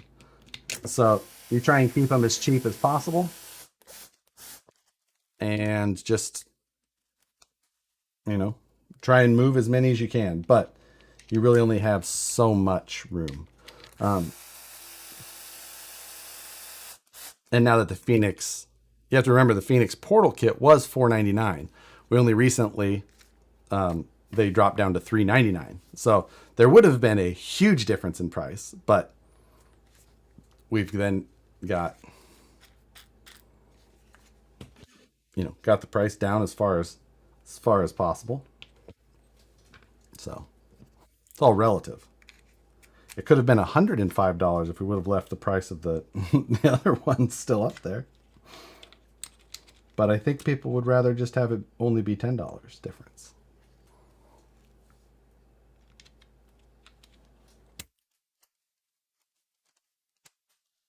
Yep.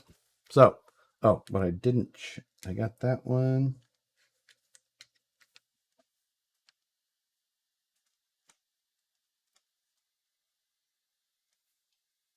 Can't tell if I got that one aligned with the dog or not. I wasn't paying attention. But I did. Should have trusted my gut. No, always better to check.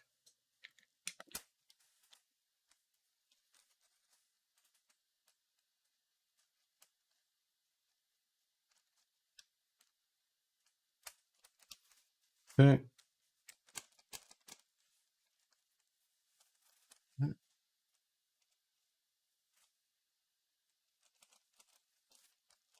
Everything's just free at this point, so it makes me, I always have to double check. Yep, all's good. All is good there.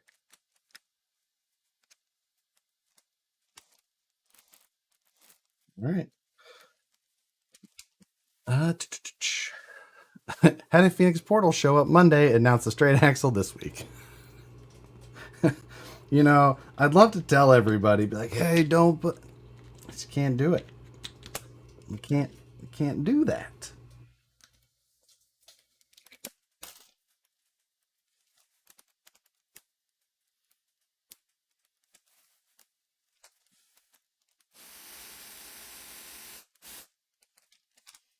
All right. Do the F10's portals work with SCX10.2, or have you got to do some custom links? You would need all custom links. Well, not all custom. The rear links would work. The front links, the lower links would work, but not the front upper or the drag link or panhard. Well, yeah, no, I think you'd have to change any of that. Does any body fit on this kit? You can run body posts if you want. There is what's the word I'm looking at? Provisions for body posts. And then just like anything, you either need to make sliders that fit. The slider bases on this. There's generic ones you can run on the outside if you wanted. So yeah, you can, but there is parts on here that are more specific to the body if that's the route you're going. Make sense?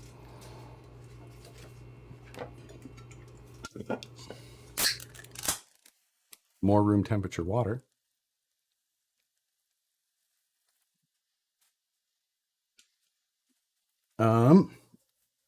Any plans on a few runs of 2.2 SLWs? It would be nice to correct the price of the used ones. No plans for that.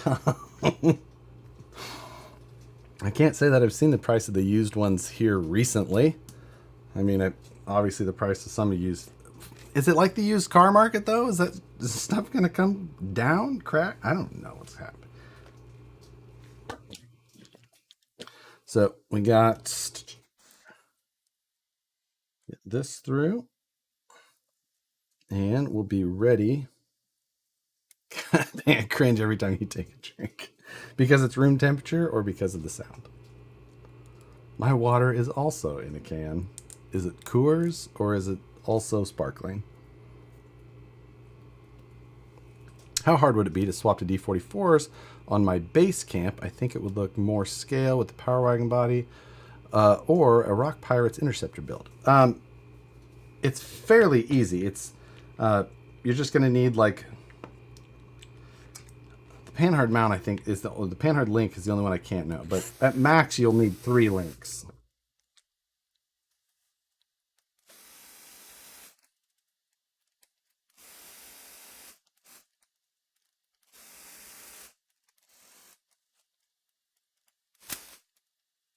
That would hurt if my finger was on the other side of it. So I got that. And we've got, oh, shoot. Put that on the wrong side. I tried putting D44s in my base camp. The panhard bracket is a real problem on that swap. The panhard bracket. Oh, just because the SCX3 has the normal wonky style. But what's going on, Ryan? Dibs. Ryan, I would have normally called you, like I've built the first of many kits for you on the live stream, but I'm building this for my show series of going, because I have to go to Vegas and I have to have a clean build for there. So that's the only reason I didn't call you today.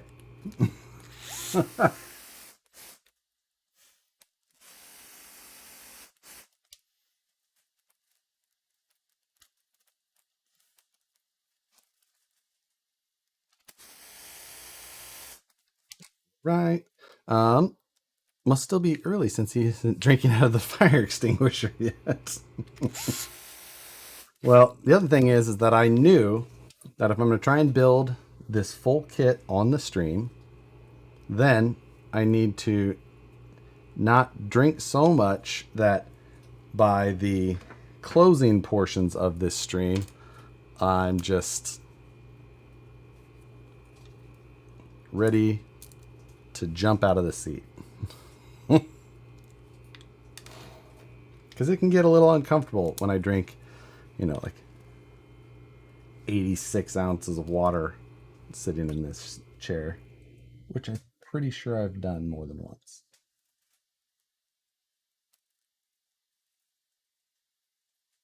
Anyone else remember when a kit got finished in an hour 30? No. I do not remember that.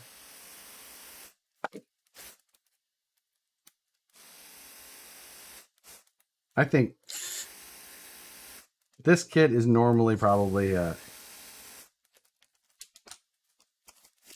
or 5, I don't know, 5 hour, depending on, well, not counting paint, 4.5, somewhere in there. Okay, trans is done. Don't have any more condensation problems.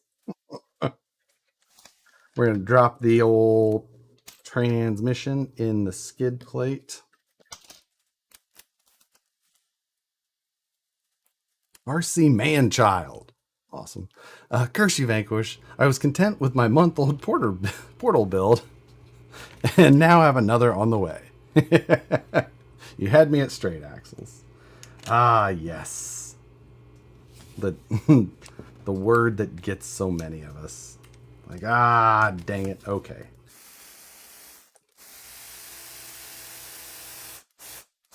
I also feel like a lot of us aren't that hard to convince. Like, okay, I'm in.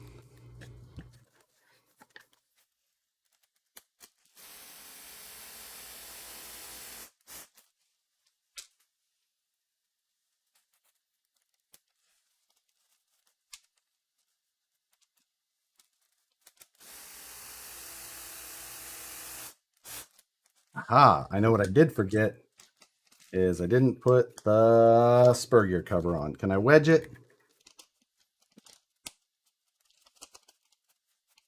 Success. Just bend that sucker up enough and it fits.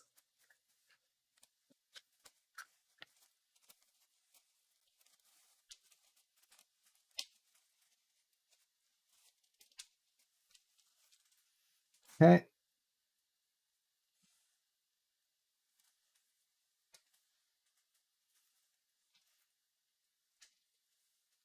Yeah.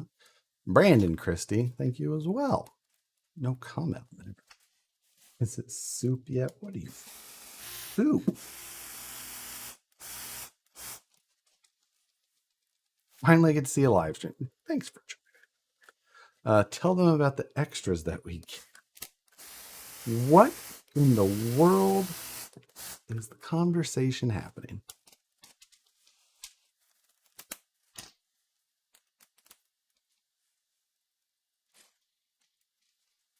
Right.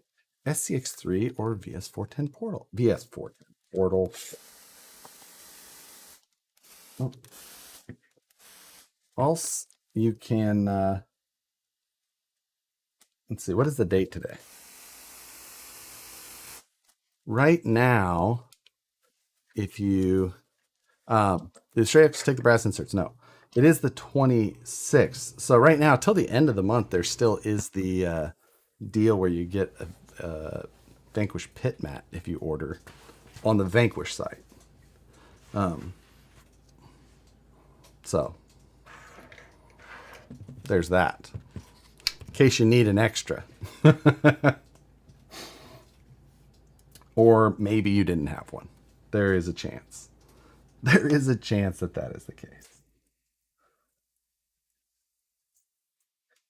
Right. And did we switch to a... I gotta look at that.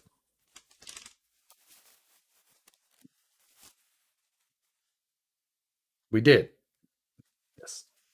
It's a button head on there. I was just making sure. I couldn't remember if that happened or not.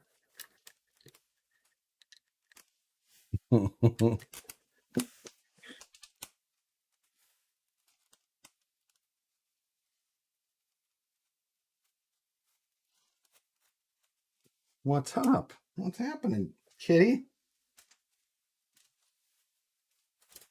What's happening, Big Chief?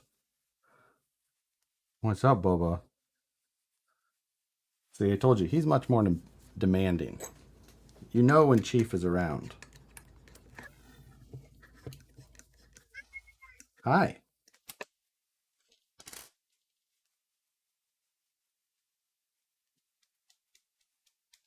Good boy. What's up? All right, now we can divvy up our... These are our rear uppers. These are our rear lowers. These are our front lowers, our front upper. Hi, Chief. Say hi to the people.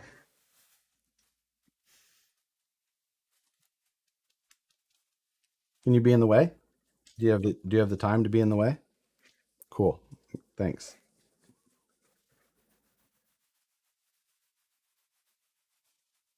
That's a good boy.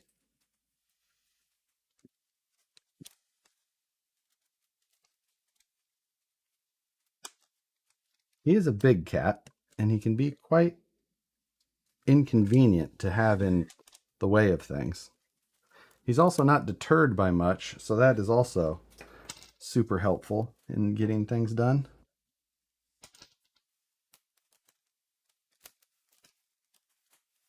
And what do you think?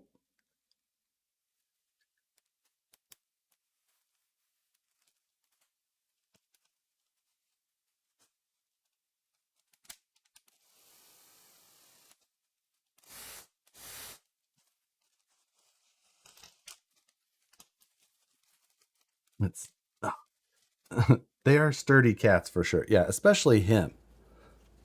I think he's in like that 16, 17 pound range. God. Will that do? Are you good now?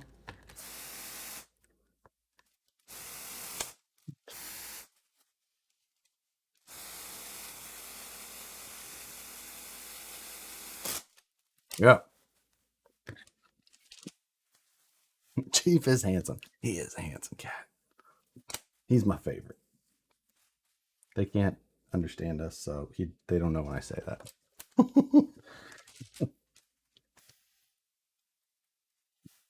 Brandon Christie, thank you, sir. Cat emoji.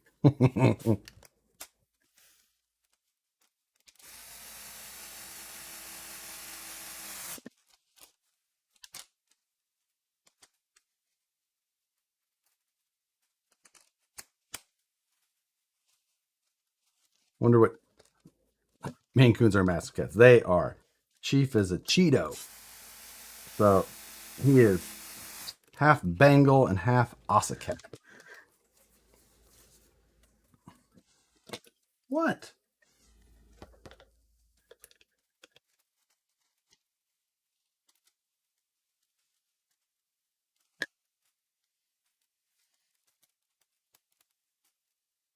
No. think our DeWalt's getting low. It's okay. We have another battery.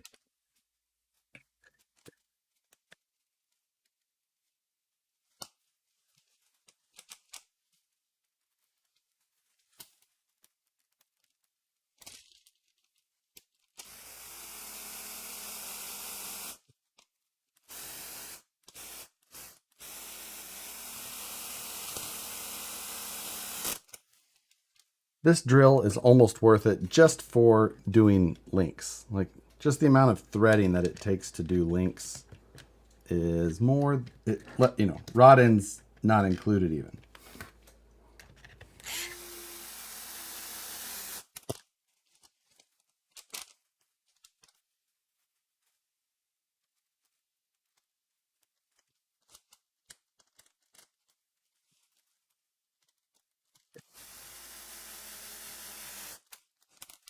Okay, all those are on. Only got a couple links left there. We don't need any of this stuff. Oh, one thing is I currently have the VFD twin just flippy flopping. I am going to lock it into the forward four-wheel drive position in the dig area. I'll put servos in this before too long, but might as well just lock it out. Hi, dude. Or hey, dude. You guys remember Hey Dude? What was her name? Like Tiffany? I can't remember. What was her name on there?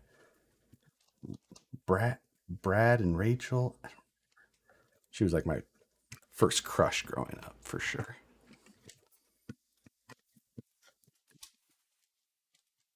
Hey Jude? No, it was a Nickelodeon TV show for tweens like myself at that age.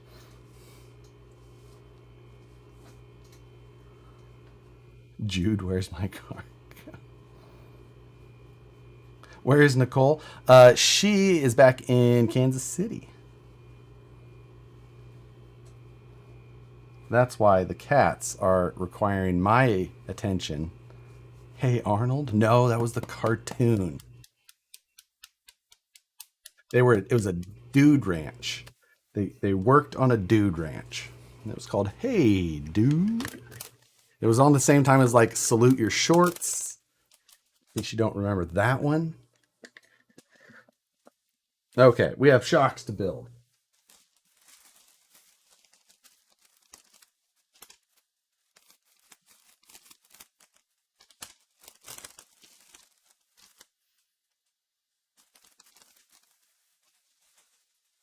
Let me get her back on here. The show's always right with her. You are together. I want her back on here too. She'll be back soon.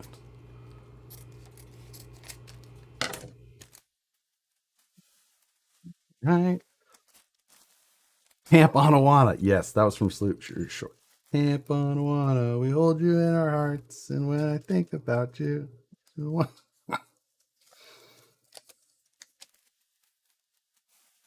see.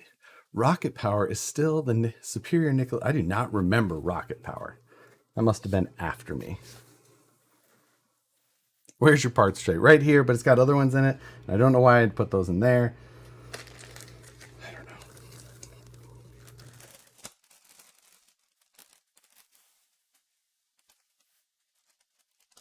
Okay, let's clip our shock pistons.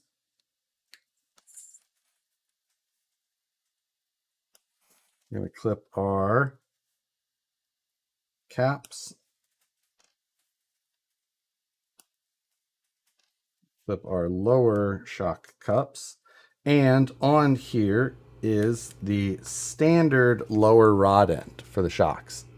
So that is the standard one for building a 90 millimeter or 80 millimeter shock, but we're not going to use those. I'm going to set that aside.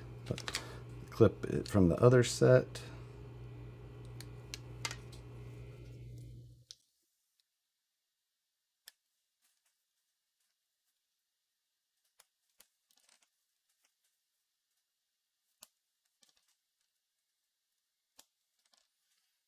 right.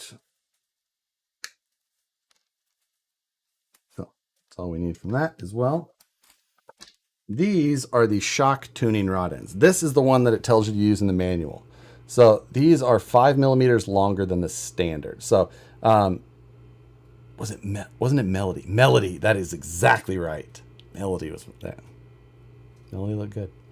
5 millimeters longer than the standard one. So that makes these shocks measure 95 millimeters. And that's just for the clearance. Portals are 13 millimeters taller than the standard. So a 90 millimeter shock will only be 10 millimeters longer. So you're still 5 off. So you get rubbing on the body still.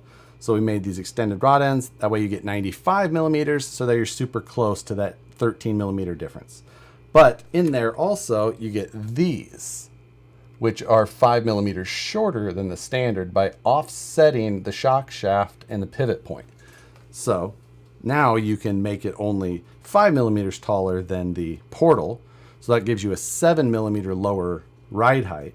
So we're going to put these on, and then I'm going to mount on some 419s on here before we go. So this truck looks really good as a tiny tire truck. I'll show you.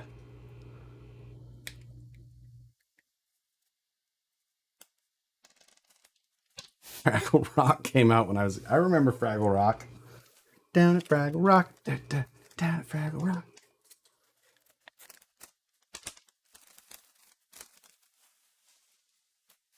Shock oil comes with is 30 weight. Standard stuff.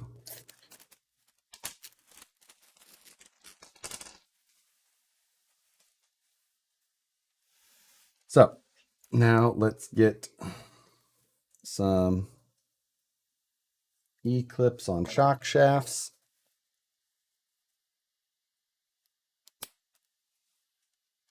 Shock piston on.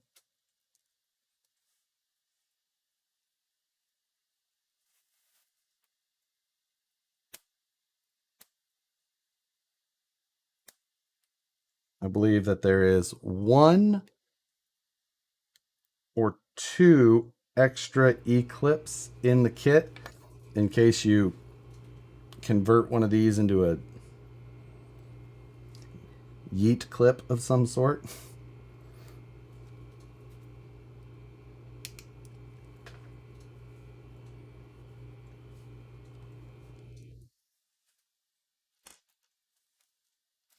Okay, go. Damn it. Damn it, Jim.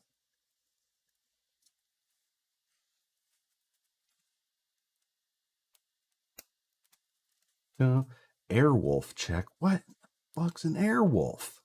Big Airwolf fan. What? No idea what Airwolf is. Never heard of it. I have to imagine it was a TV show, but no, never heard. Airwolf was the. Everybody knows what Airwolf is? Google it real quick. I'm building a toy truck. Chief, this is a bad time, sir. I am E-clipping. I am E-clipping, sir.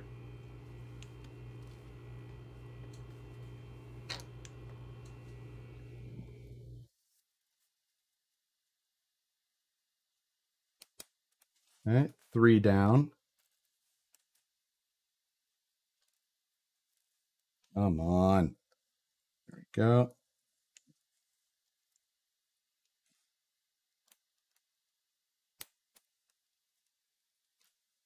Dude. Your timing is fantastic.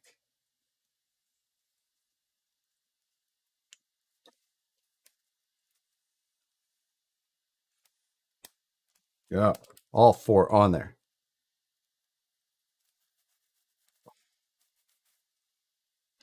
All right, we need some green slime.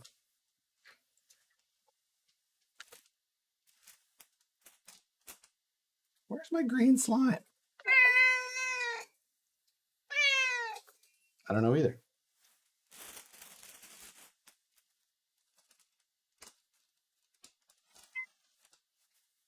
Got it. This will work. So the lower cartridges are already installed in the shock, so you don't have to assemble that part.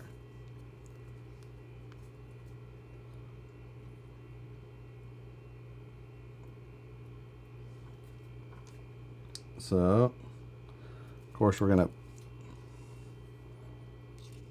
inseminate the lower end of this cartridge with some green slime as well. And then push it back out with the other one. We're just going to use that to put it right back in the next one.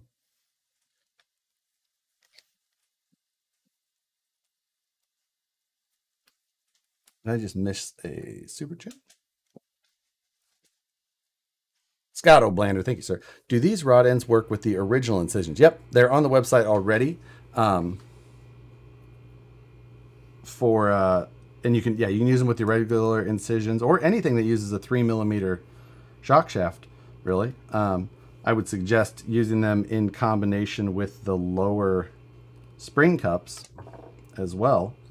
But the incision ones, it'll work with those also. What's up, Matt? Hello. Thanks for checking in. Checking on us.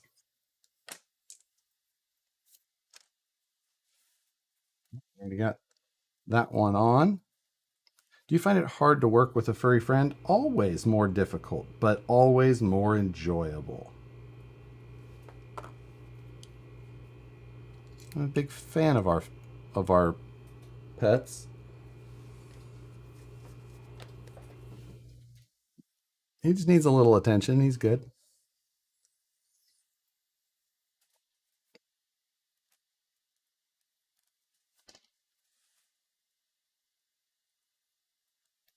I will put up with the annoyance of the cats just to have also the cats.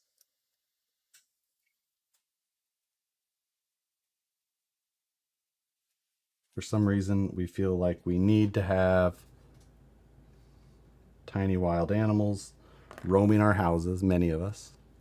And we have to accept the responsibilities that go along with that. Matthew Jorgensen, thank you, sir. So, if I ask, will Vanquish send me the new shock collars so I don't have to deal with stretching the current ones in the portal kit? Now, unless you got one of the very original kits, if you got one of the second batch or beyond, they all have the updated collars.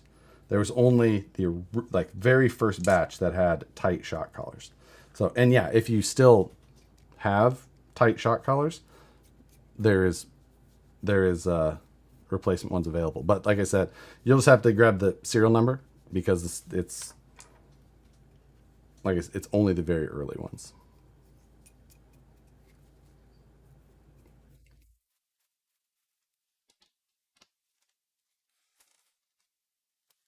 Go.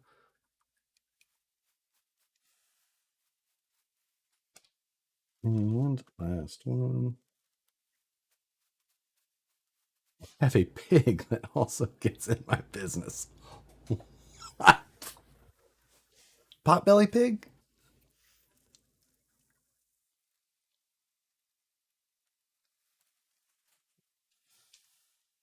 I've only ever built Tamiya and Traxxas kits. Would you recommend one of the Phoenix kits to someone who has never touched a crawler before? For sure, but Traxxas only makes crawler kits. Oh, if you've only ever had like a Traxxas ready to run. But yeah, I mean, if you can build a Tamiya kit, I don't think that this kit is any harder to build than any other kit. I think you'd be good to go. And yeah, I think it's a good place to start for a crawler. So, like I said, we're going to use the shorter offset one. So that's going to lower this truck basically 10 millimeters compared to what the instructions state. But we're going to run a tire that is a shorter tire. Just because, why not? Will the shocks work on a Capra? Sure, yeah, they're just a 90 millimeter incision SADs. So they're the same ones I run on my Capra 4-wheel steer. Traxxas has a Stampede kit. I do not remember that. So, well, yeah. I guess, oh, didn't they do a slash kit too? Girls in flying cars make it watchable.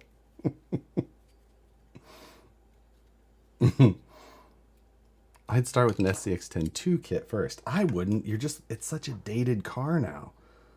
And the market has made things a standard now that the SCX-10 just is falling short on. Like, I used to recommend the SCX-10 a lot, but the SCX-3 base camp is a better buy now than the SCX-10 is. So it's just like, at this point, I don't suggest the SCX-10 to many people as far as new purchases.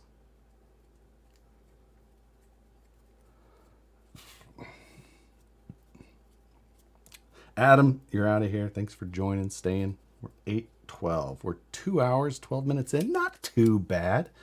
Is the base camp better if you don't want portals, though? Well, I mean, that is definitely one thing to consider, is that it does come with portals. But,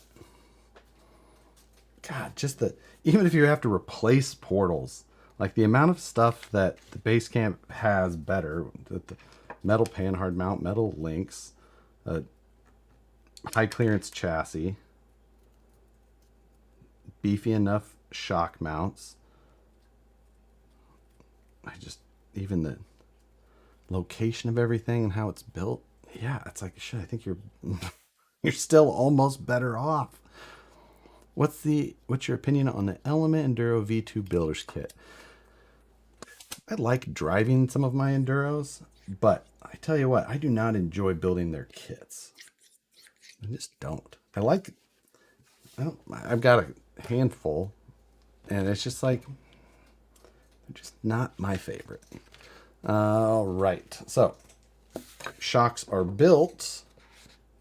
We just need to do some filling now. Make sure those are down. They are.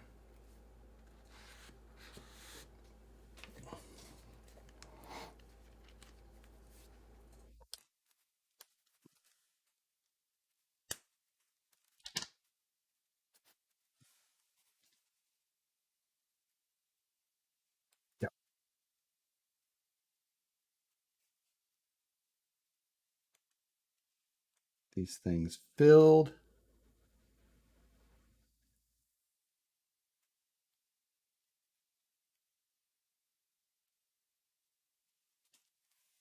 Right. Buck Dandy. Cheap haircut. A cheap haircut on me. What the? It's the wrong cap. That's why.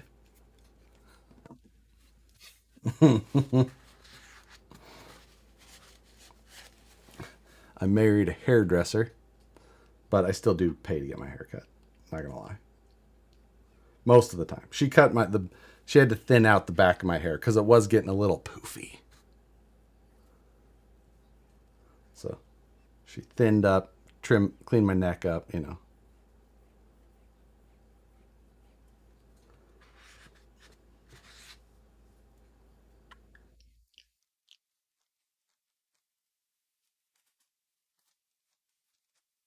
Trim the party. Yeah. BT, greetings and salutations.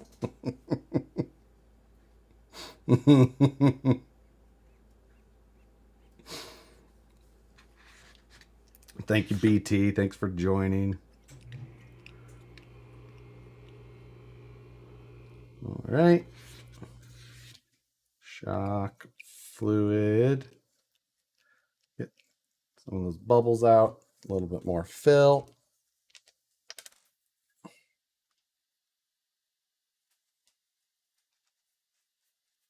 Okay, so let those sit for a second. We'll put the O-rings on our shock caps.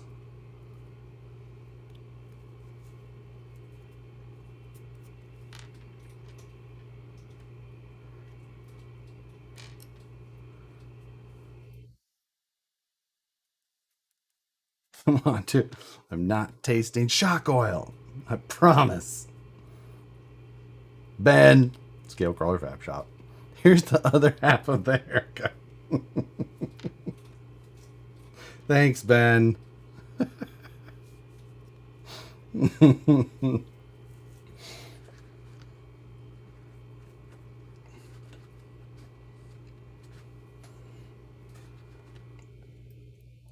Oh, this is not an LMT. Oh, BT, the amount of stress that this. I mean, the fact that toy trucks are what is my stress is kind of funny. When you assemble shocks, can you explain how you do it?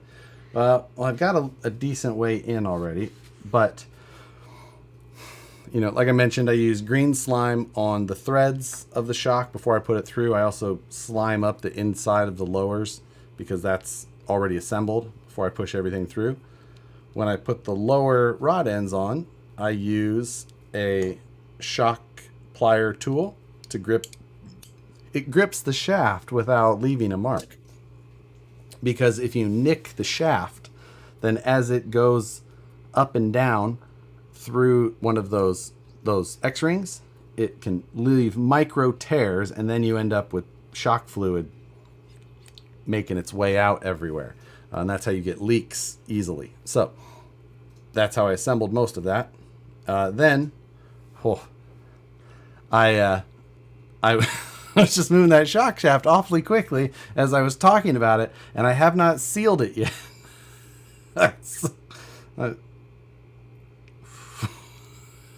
That could have just turned into the faux pas everyone was looking for.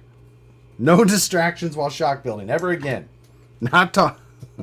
There will be no talking during this part of the class. Whew. That was close. That.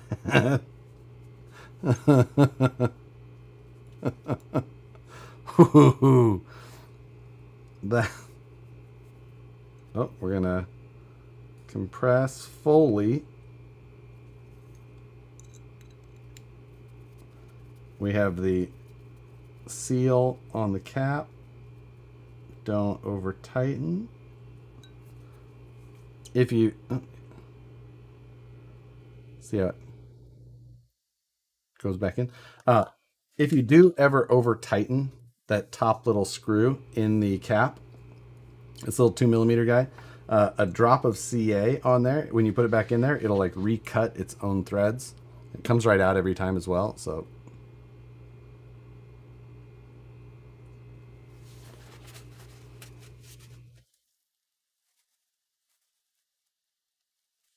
right.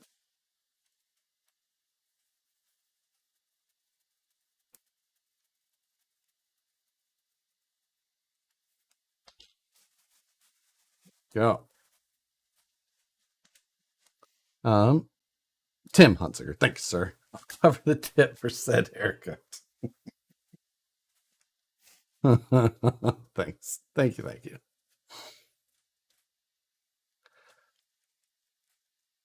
Josh is over here edging. Oh my God.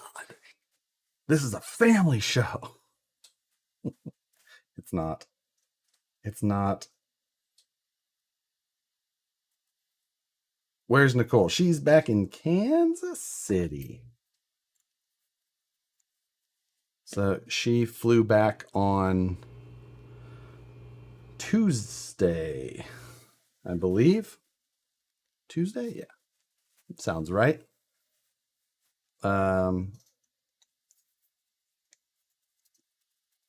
And she will be back in a couple of days. So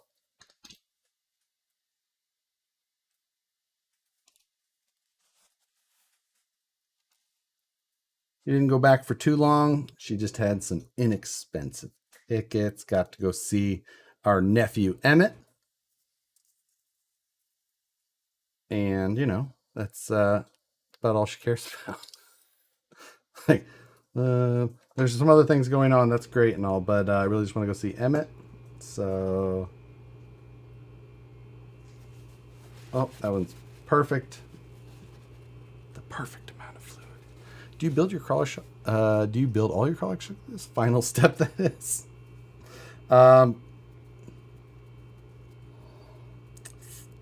It depends on the construction style. These are a bleeder cap style shock, so not always, but they're, you know, depending on the type of shock, yes. When you put the shock on, is it the shock shaft extended or pushed in? Pushed in. If it's extended, you'll have an air pocket or full of fluid, and then when it extends, it has to either compress air or build pressure from fluid, and what that does, it ends up pushing it out of your shocks. So you do that. So you either end up with, you either have emulsion shocks, you know, or you have one that has like a bladder in it, and the bladder is what will take up that space, and then when it compresses, it forces air out of a tiny hole in the cap. You know, there's different types of shocks and ones that handle it in different ways.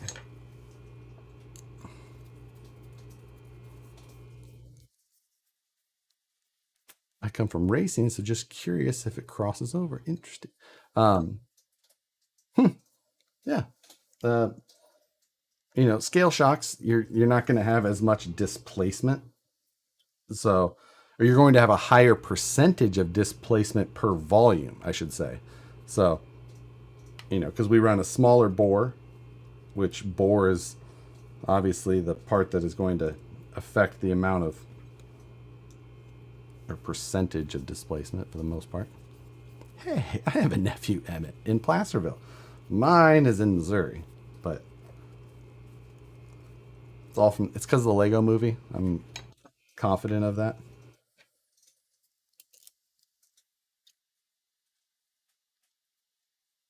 These come with the medium spring rate, which is the purple.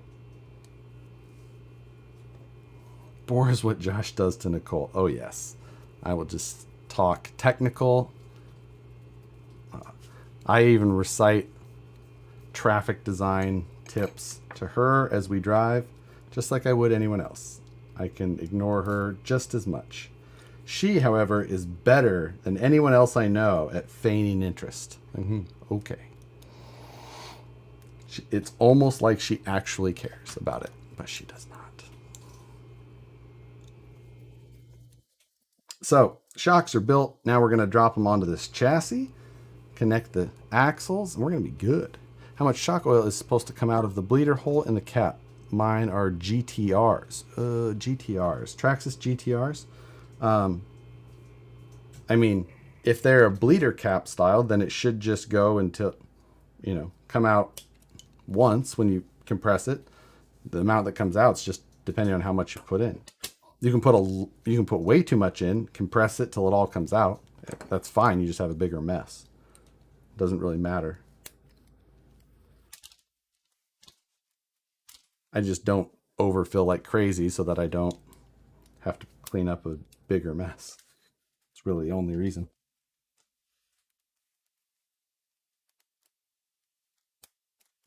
Okay, so now the offset rod end. We've got that rod end on, like I talked about. And then we have the offset pivot ball on the offset rod end. So we need to make sure that we put two one way and two the other, so that when we put them on the vehicle, they all sit the same way. So that one goes that way, so this one will go the opposite. Got it. Can a roundabout be square? Is it square with rounded corners? Because yes. I've made roundabouts kidney shaped. I've made the shape of an 8.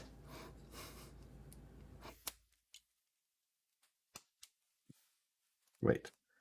Damn it. I dropped. Wait. No, I did it right.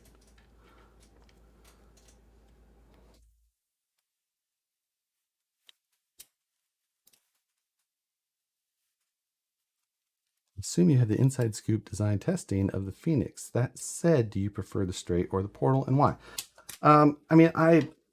Portal is nice. I like the way they drive in certain situations, like say my class 2 truck, probably the way that I would still go. My class 1 truck, no, class 1 I probably, for my normal drive around scale trucks, it's going to be the straight axle. So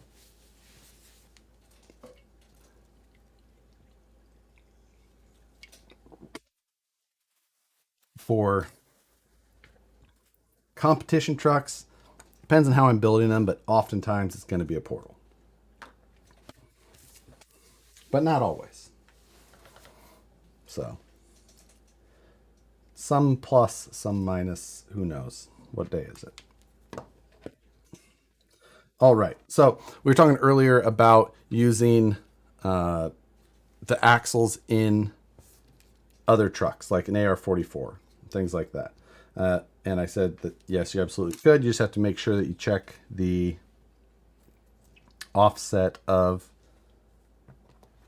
the pivot ball, because it is wider than a standard pivot ball, which you would find in like a AR-44. So that is what I'm talking about. That's what we're dealing with right now.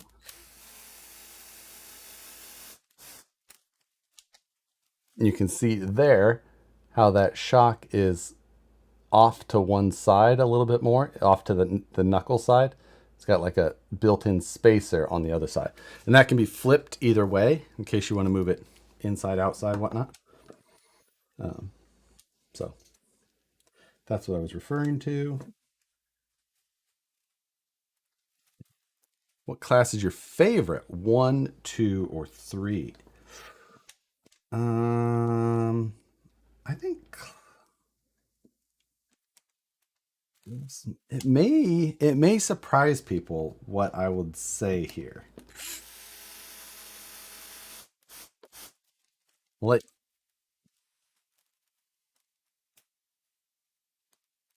okay, so just dropping those in. But I think my favorite class at this point is probably class 1.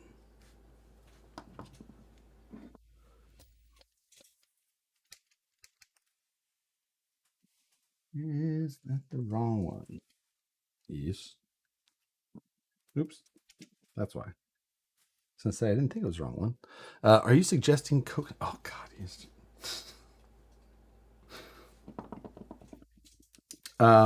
But yeah. How is my MOA doing? It is in pretty good shape. I still have wiring to do. This is too short. Grab the too short one again.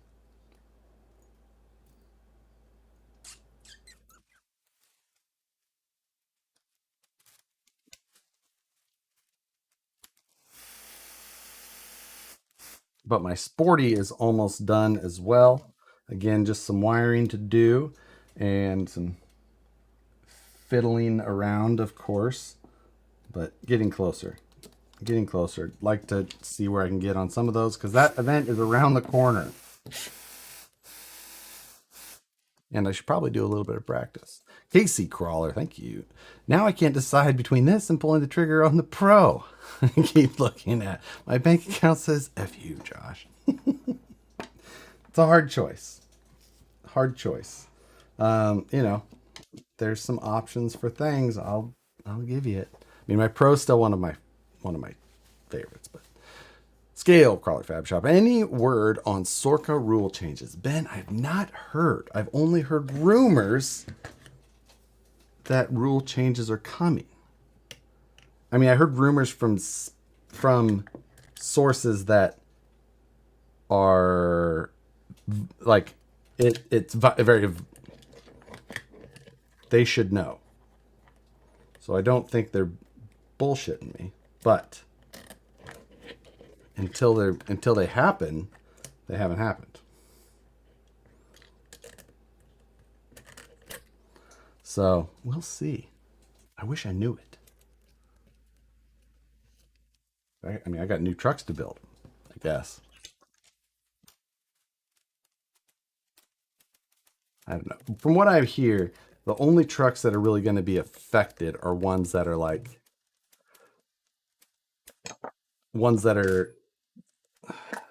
already really pushing it. So I don't know. Either way, I'm intrigued. Ooh. Now I have not put the drive shafts on yet. I can get away with it out hooking up the shocks though.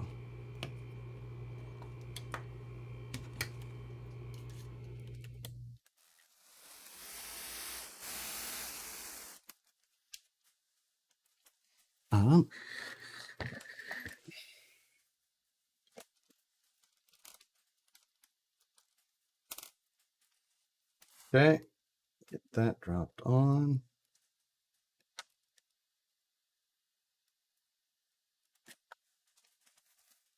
So class 2s are going to look like trucks again? There's a possibility that that is going to be the case. That's what I heard. That they're going to reel in the class 2s, but kind of let class 3s let their freak flag fly. So, which that makes sense to me. Class 3 is supposed to be the, that get down on it type of class. Get down on it. Down on it. Ah! Damn it, dropped it. No, I didn't.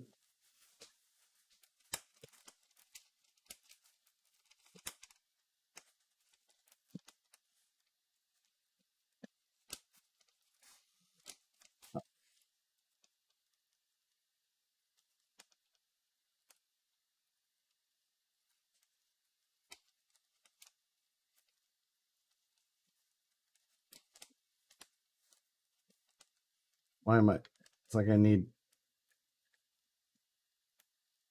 12 fingers to do this. There we go. I don't know why I was having so much problems with that. Okay.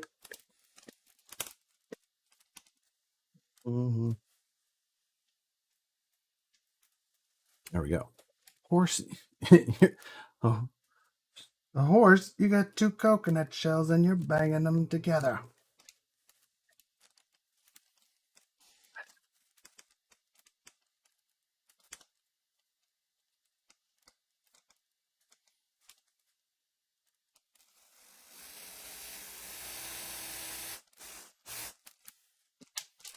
That, we're getting close.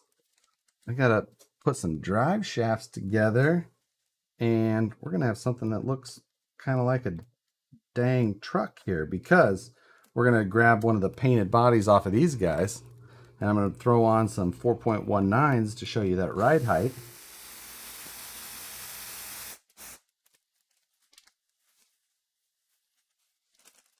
Oh, we've got a tie rod to put on still. Of course.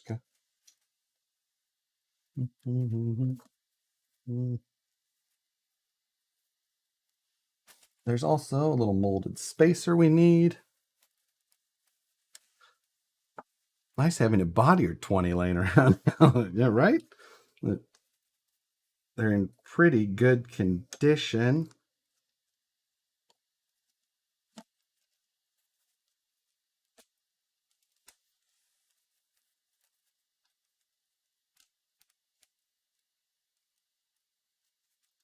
Okay, there we go.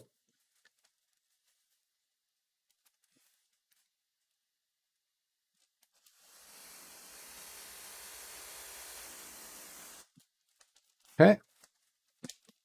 That is there. This, where is our tie rod, drag link? What is this thing? The other one.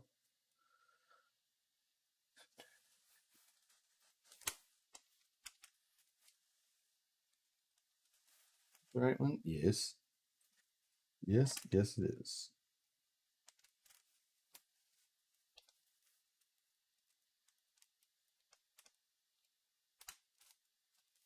Perfect.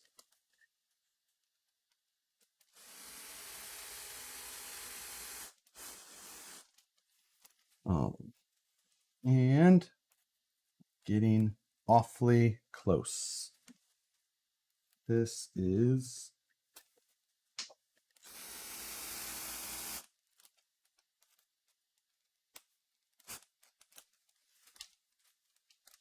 okay. Now, quick drive shaft build, which only takes a minute.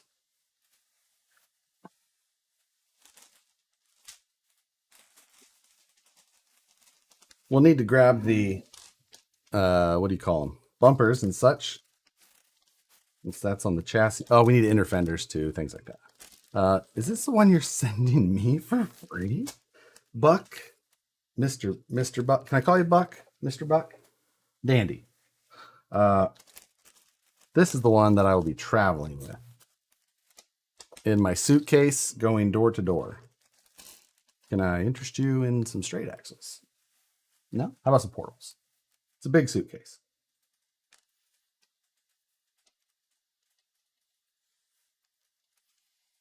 Now, make sure that we get the right lengths. Because I've done that before.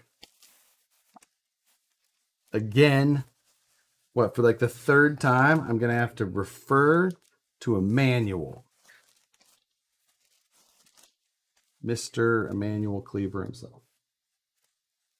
So I need 230s and 235s. So I don't use this long guy. Oops. So that's a 35. That goes to the rear. 30 is on the front side. 230s, 235s. That's how that goes.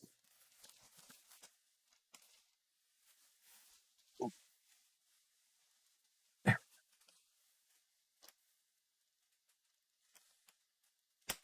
Getting close. Door-to-door Phoenix sales.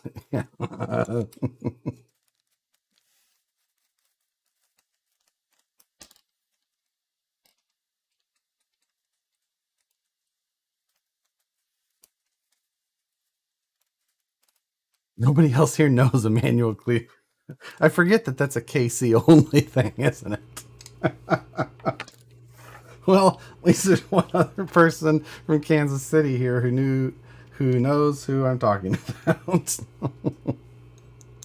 Dang it, I forget. Josh, you coming to Connecticut with that rig? Let's see. I got a lot of doors between here and Connecticut, so it could take a while. But you'll be seeing me on Ring doorbell videos everywhere.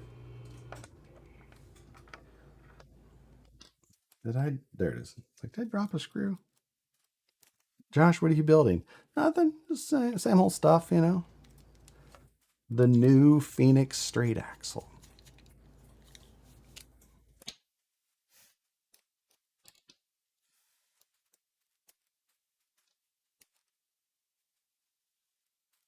That on. Now this is a long one, so we use 2 of the regular caps. Wait, is that long? That's a short one. Short one gets 1 regular, 1 crown style.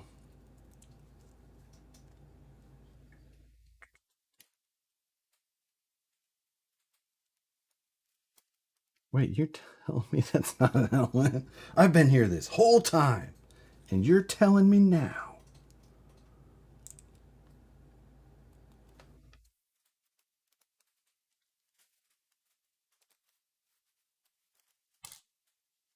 Okay. Those are there. Things are thangin'. Getting close, though. I like when they all come together right at the end, and it looks like a pile of parts to all of a sudden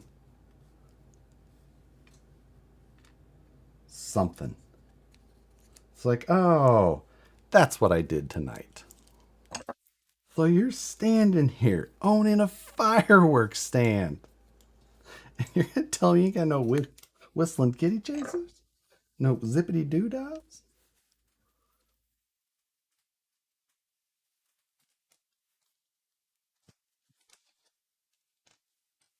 I only have snakes and sparklers because those are the only ones I like.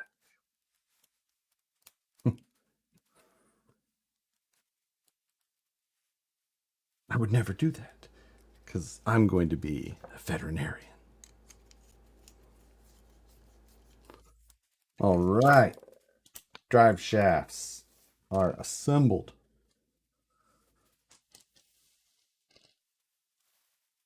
Things to the side. Jeremiah, thanks for checking in.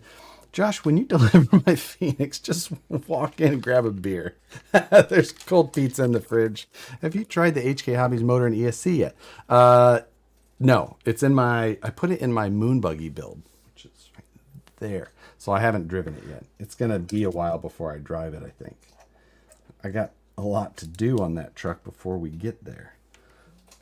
We've got the shims are now in the drive shaft bag rather than the axle bag.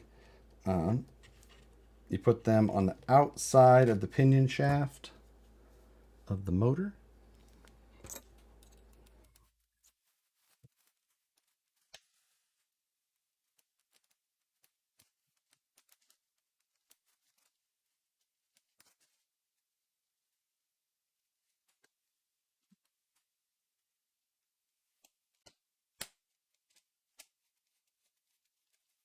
Go. You people stop calling me. What? Oh, shoot. Wrong side.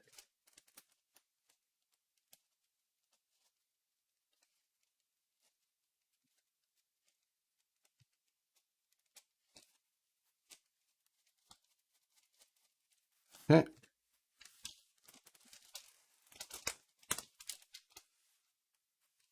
And we need the slider. We're going, these drive shafts have marks on them for phasing, so make sure and line up the shafts on your drive shafts. I will show you what I mean in one that's not buried inside the chassis. Okay, hold please. Let's see. How's the moon buggy coming along? Coming along. You know, just slow progress. It's not one of those ones that I'm not in any hurry for. I'm just gonna keep kind of trucking along and just slowly working on what I want. It's one of those ones that I have no plans to sell. Don't care when it's done. Just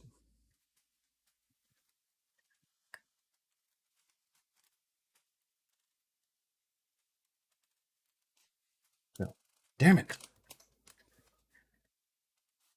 Phasing or phrasing? Are you saying Pam or Pan? Pam? Pan? With an N? So, on these here drive shafts, there is a little mark right there. See it? And there's another one on the other side. And you want to make sure that those line up when you assemble them. It is important so that you do not get vibration in your drive lines. Do it. M like Mancy?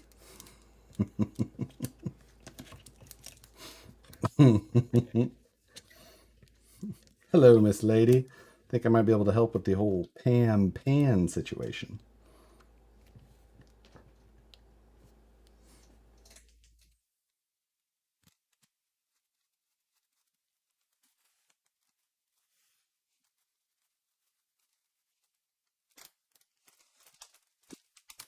It smells like ketchup and onions. Now the suits are kind of weird. Did you figure out the panels yet? Yep, panels are programmed. I just need to throw in the old CNC and cut myself out some fancy Lexan joints or carbon fiber. Chibbin fiber? It's chibbin fiber.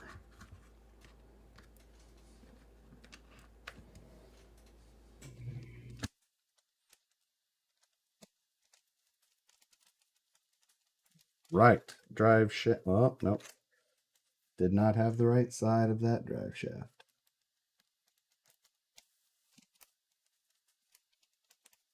There we go.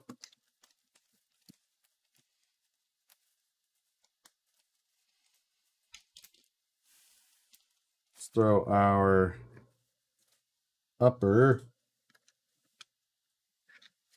shock mounts screws in. Are these the right ones? Yes.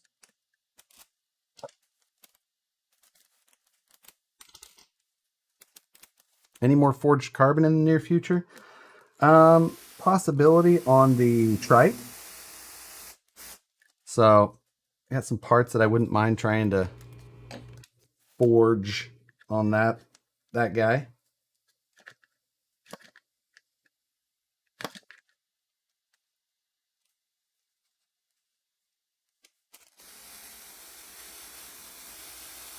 I also wanted to do the forged carbon fiber on the bed sides of the Phoenix.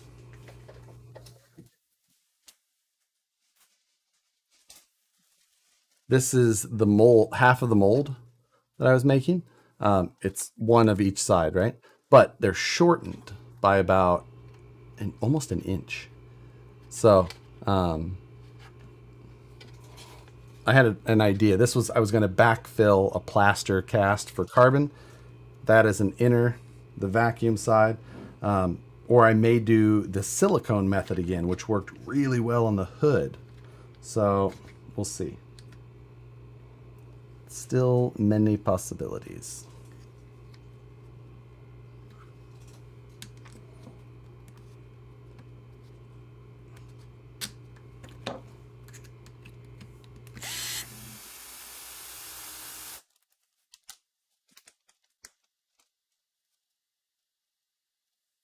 That.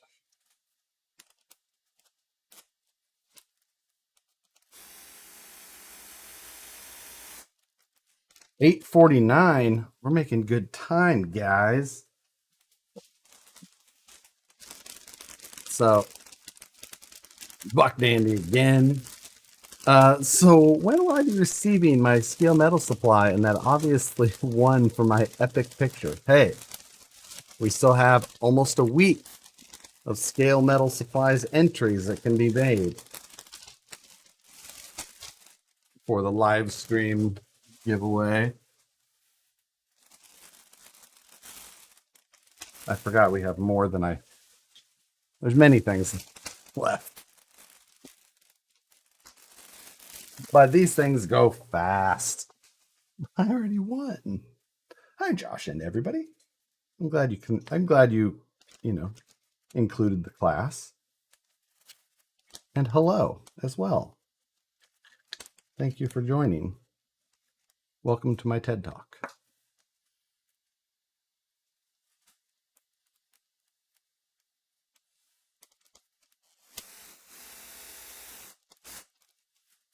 See, any chance you guys would do an injection molded version of the cage body that was on the very first Vanquish kit?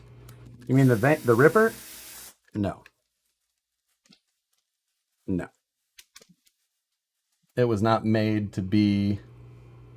It was not designed in a way that would make it a good fit for that. It would have to be a completely different design. And that was made for an SCX-10-2, SCX-10-1 chassis, which is obviously dated now. So, no, that one's done.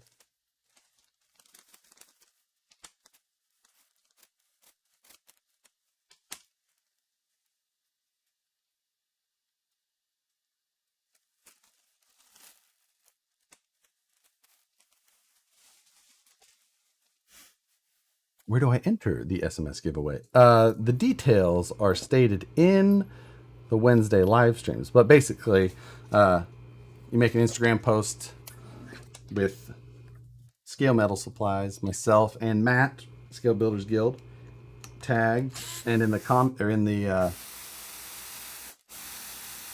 it helps when it's in the text. because then we can see it and note it.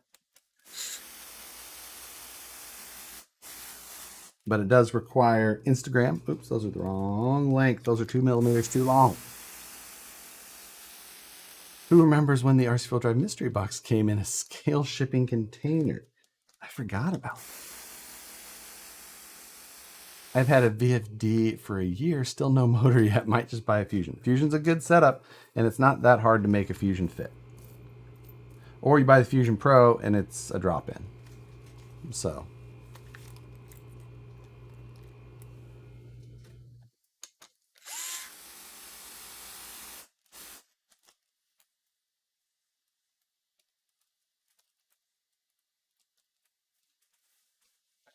Ah.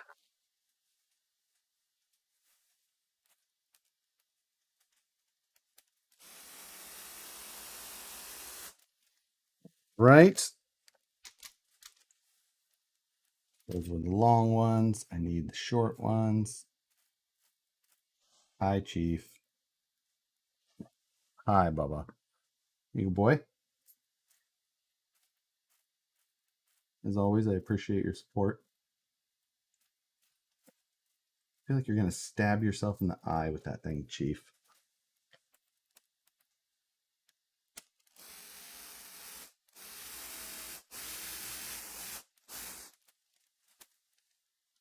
What you doing? Showing that thing off?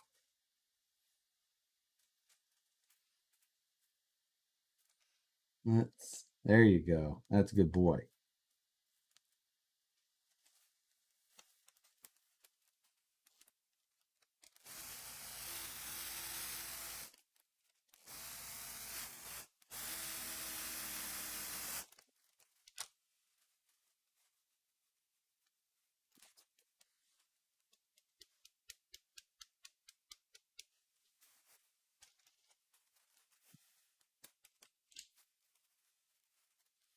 Okay, we got electronics trays, battery tray.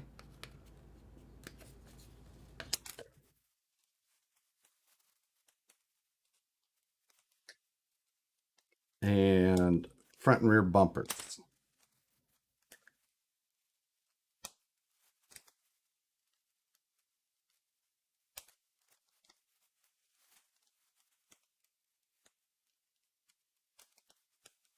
And, oh, servo mount, little things.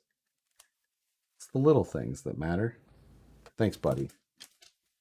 Arizona iced tea or Snapple? Arizona iced tea, the Arnold Palmer. That is the good one. How old is Chief now? Man, he's got to be getting a year and a half or so. Something like that, in that vicinity.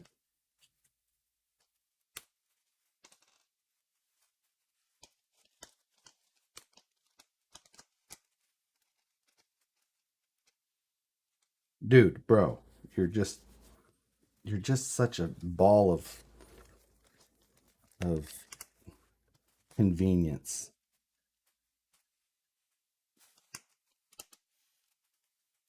I know. There's nothing else that you could possibly be doing to help. You're all caught up on all your things.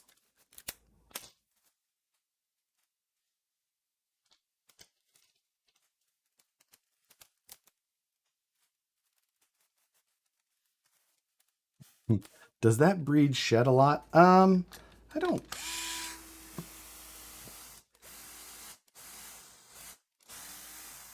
don't think that they do. It's just normal. Not like a long hair cat though.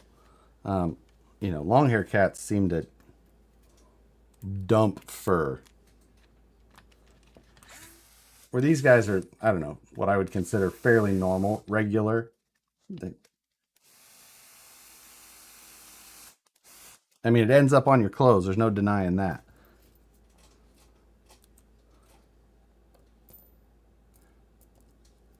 People know that I have a cat at time.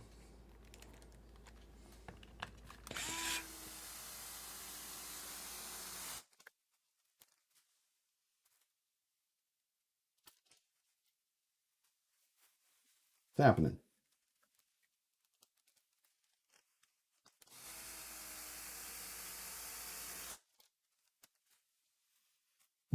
Right. Let's see. Where's the screw licker? She is currently must be entertained. She was on the wheel a little bit earlier during the live stream, which of course makes for a nice background roar. If you have a very active cat, I highly recommend getting them one of the wheels. It is a lifesaver. Oh, dead.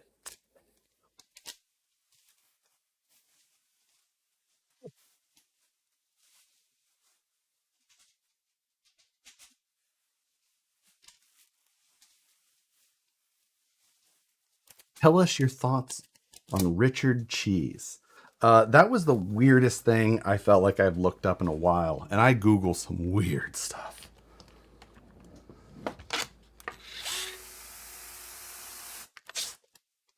That really sends her home. Nothing like a nice fresh pack. I know, you just need attention. You know what you need. Where's your spring? Huh? Go get spring.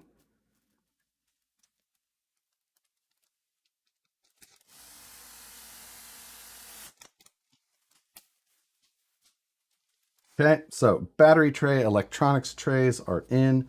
We got the overdrive servo mount that we can drop in.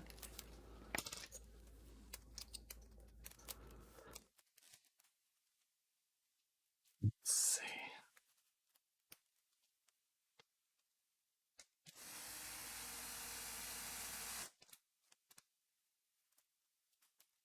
What's Richard Cheese? He makes show tunes out of popular like rap songs like WAP. And what was the other ones I listened? I listened to 2 or 3. And I regretted every one of them. But all right. We need the rear screws.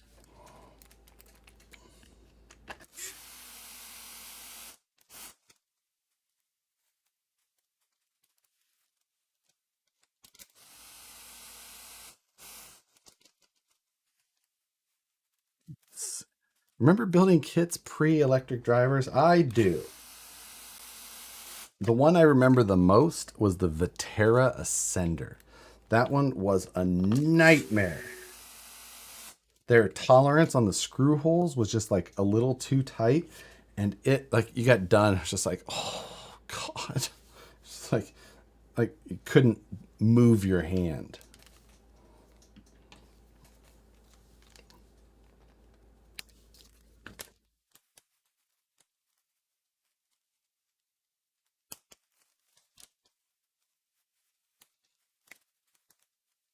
Thanks.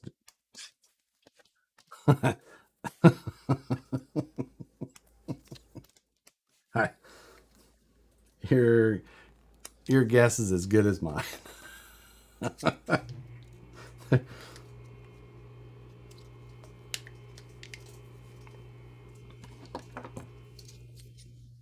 He's just trying to be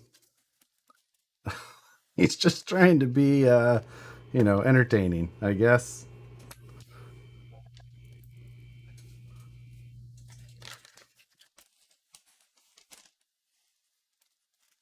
Have you tried to scan one of the kitties yet? No, because they will not sit still that long.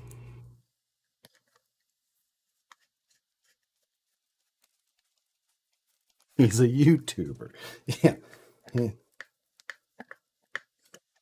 He says, "Is this damn stream over?" He's channeling his mom.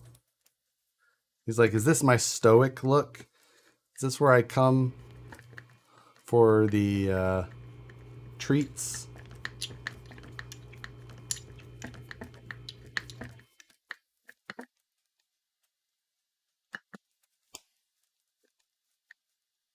So he's watching himself in the other monitors on the. He's intrigued by himself. Hey, maybe he gets that from me. I sure sit in this room looking at myself a whole bunch.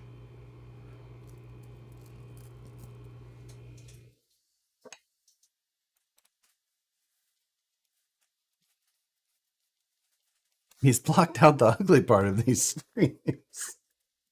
I mean, it's a good thing I'm just installing like bumpers, the part that's not all that interesting. Just...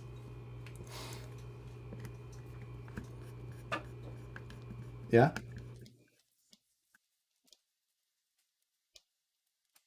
All right. Now I have not put the rock light covers on. I probably put the Series 2 light set in here, so I don't need to put those on. And U2. This is the 2-piece setup, so screwed in from the bottom.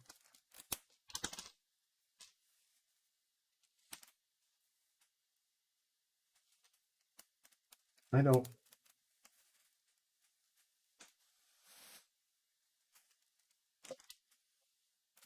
Not where you need to be.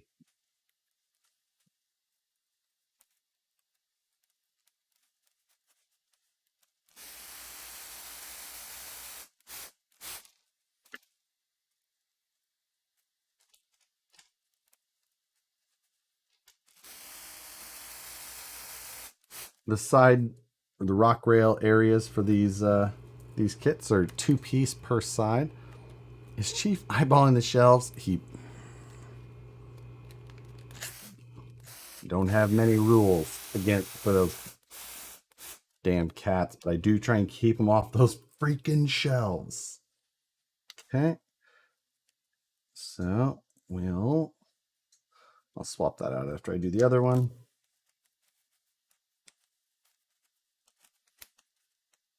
I do keep this room pretty much closed off from him. Him specifically. Sookie's not as bad, but my first build was the Phoenix. Josh, the video on the trans and the shocks helped a ton. The trans is, you know, there's a lot to it with having all the mechanisms in there. It's no doubt.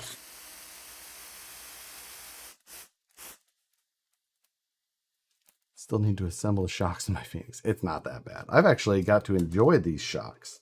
I can assemble these shocks so quickly now. I don't mind build. I used to dread shock. Now I don't. Which is saying something for how much I complain. Right?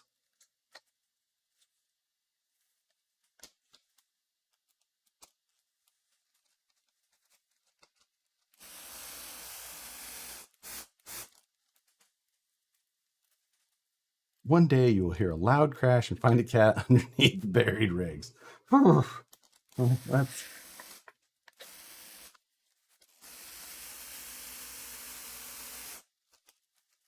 I mean, on those shelves, that I would actually worry about just because of the literal weight.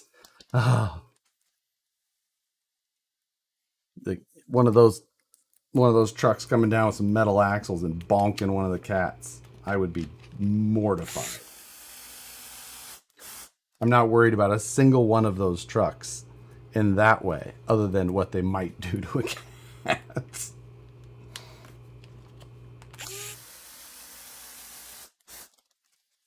All right, now it's time. Let's move this. Just push this junk out of the way. Ooh, 9:06. We made pretty damn good time, folks. All right, blue body or green body?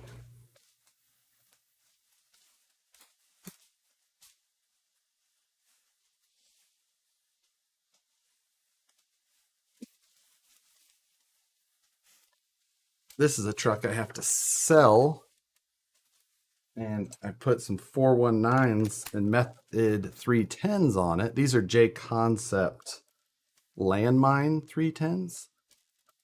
Oh, jeez. Blue, blue, blue, orange, orange, blue. It looks like blue is winning.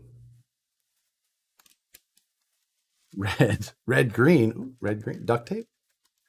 Blue. Man, blue is handily the majority, I feel.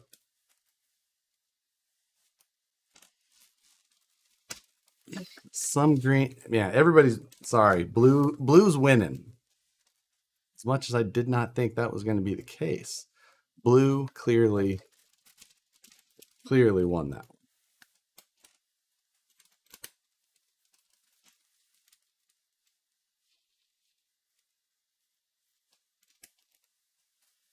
So, again, these are 419s.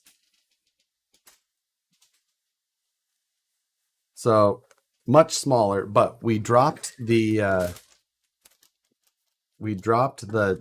size of the shocks by 10 millimeters with the parts that are included. 10 millimeters? 5 millimeters. Well, 10 millimeters from what you're supposed to. So now they're an 85 rather than a 95. So they have 85 millimeter eye to eye height, but the stroke of a 90.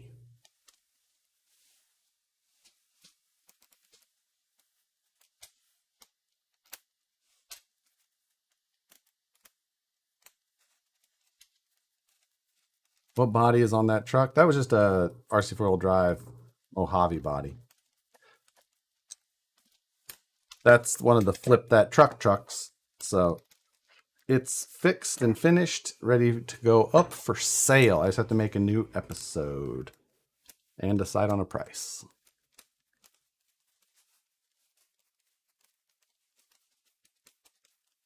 Now Chief is climbing the shelves that you guys don't see over there.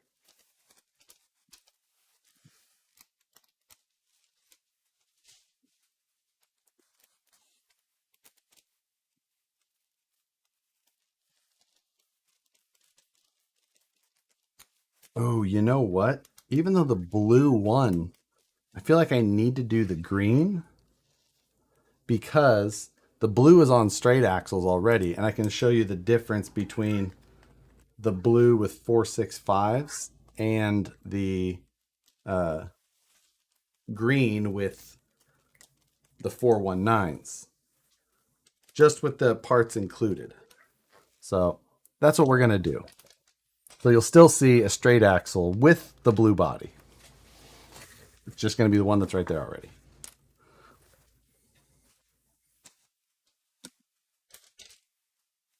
So this is the portal truck. It's basically stock. It's just got the F10s in the aluminum.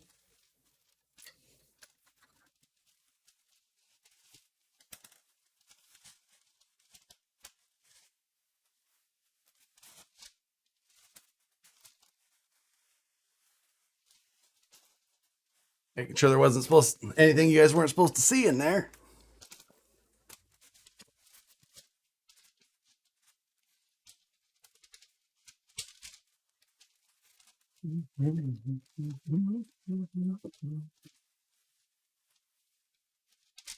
There we go.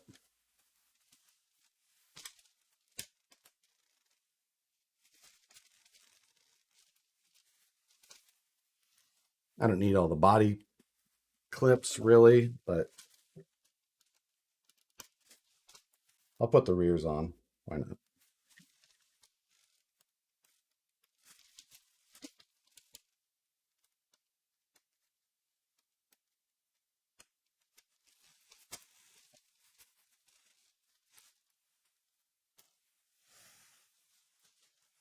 So, will both of these fit? Yes.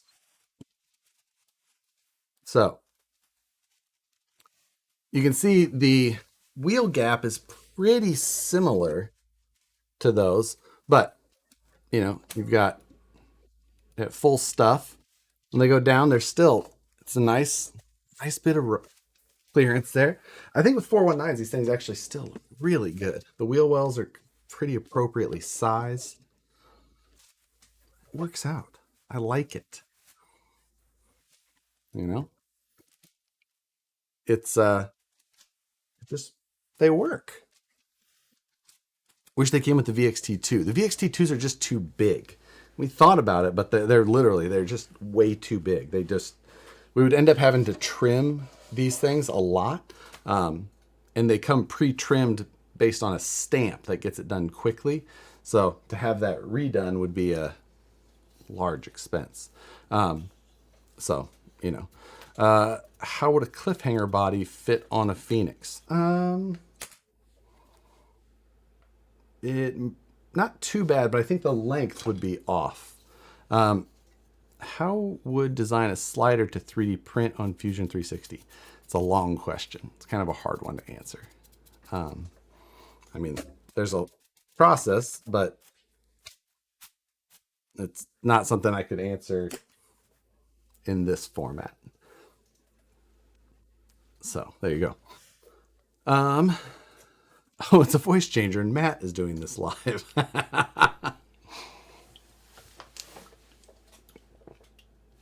So, we did it. We built ourselves a new truck. It feels pretty good, too. I think I went with heavier fluid in this one. Yeah. Yeah. I think I definitely have heavier shock oil in this one. I think I might have went with 60. 60 in this one. This one has the stock 30. It's considerably lighter. Like, considerably. I don't think I have 80. Pretty sure it's around 60. Who did the painting? Not Josh. Yeah. Moose Jaw did this one for sure. I can't remember if this is the other one. This is the other one Moose Jaw painted. Yes. These are the two that were both on the box. These are. I remember because of how he did the interiors. So yes, these are both of the ones. This is like this, although it is very clearly green. It is Tamiya gray. Moose Jaw made a post today about how he did it. Yeah. Put a hand under each you know you want to. Can't help it. Can't help it. Who is your new painter now that Moose Jaw is in Nevada? So Moose Jaw is still traveling through the area pretty regularly. He assured me that I do not have to worry. So we're safe. We are safe. Moose Jaw's in Nevada? Yes. He is in the south of Reno area. In the vicinity, I don't know where. It's in that area. Yes. Definitely like the look of the green truck myself. I do too. I mean, these, straight axle with 419s. It's fitting for a full truck, full body truck with good tire coverage, and it would drive well still. It doesn't have a super intrusive bumper or anything like that. Are you going to AAC in September? Yes. The Autism Awareness Crawl. Yes, I will be there. Yeah, it's right after I get back from the Vegas show. So, yeah. Avocado green is a strange choice. It is. Free Shavakadu. Is there a 124 scale series yet? Plans for there to be one. Is there a 124 scale series in what? Like scale comping? No, and I doubt that they'll add one. 124 scale just doesn't lend itself to that very well, I don't think. I know that there's like local places that have little comps and things like that. Indoor stuff mainly. It's probably about as much as I could see. Maybe more, but I just doubt it. Do you get everything in this kit to build a standard VFD transmission once you choose the proper gear set? No, they're different sets. The back half of the transmission is different. So this comes with the twin. That's it. The VFD and the VFD twin both have different skid plates too. So when are we getting a VS46? Oh, I would love to, but I doubt that. Almost like the new Deadbolt color. No, No, it is not. That is literally listed as beige on the Horizon website. Beige or what did Matt call it? Like spoiled banana. Banana. So, yeah. We got her done though. So if you guys have questions, we can continue. I don't even care if they're not specifically related. Beam stream next? I wonder. Could. I did eat dinner before I got home today because I was just like, I don't know when I'm going to eat otherwise. Even though I feel like just an hour or so. Yeah, that seems reasonable. Probably something I could do. When will they hit dealers? They started shipping yesterday. So some dealers already got theirs because they were close. They arrived today. Others, we delivered to A-Main yesterday. Other dealers, like I said, they got them today. So they're kind of everywhere. Need some electronics in that thing now. I don't have that kind of energy. I'm certain of it. What color will the new body be? It's a great question, and one that I had conversations about today because I have to take it places. So I feel like it has to be reasonable, but I feel like it could also be fun still. And I feel like I should do it. I don't know. So I'm still up in the air, but that's it. Nothing has been fun. I feel like dealers will still get funny livery style. Like doesn't have just because it's like a formal show doesn't mean that the dealers don't understand fun and like quirky. Yeah. Matt's DeWalt one was because we did the Milwaukee and Dremel ones. NRSA, yep, NRSA, National Retail Hobby Store Association Dealer Show is what it is for those who wonder. So it's only open to hobby shop owners and online places as well can go, but also, manufacturers, which is like where we were there. How about Makita Blue? See, I don't do Makita. Like I have to want to do it. So I feel like I could maybe do the Milwaukee again and go all out just because Milwaukee is my preference for like regular power tools.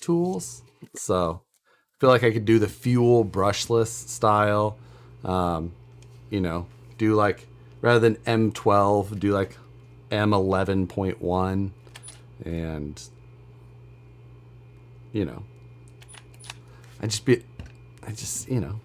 feel like it's a possibility.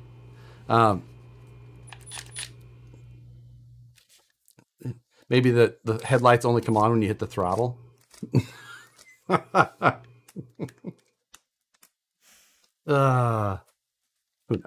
Who knows? But anyway, yeah. We'll just stack some stuff. And yeah, like I said, we were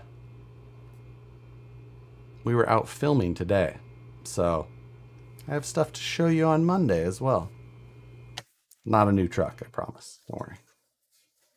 So if you're going to be on the internet Monday, come say hello. Good stuff.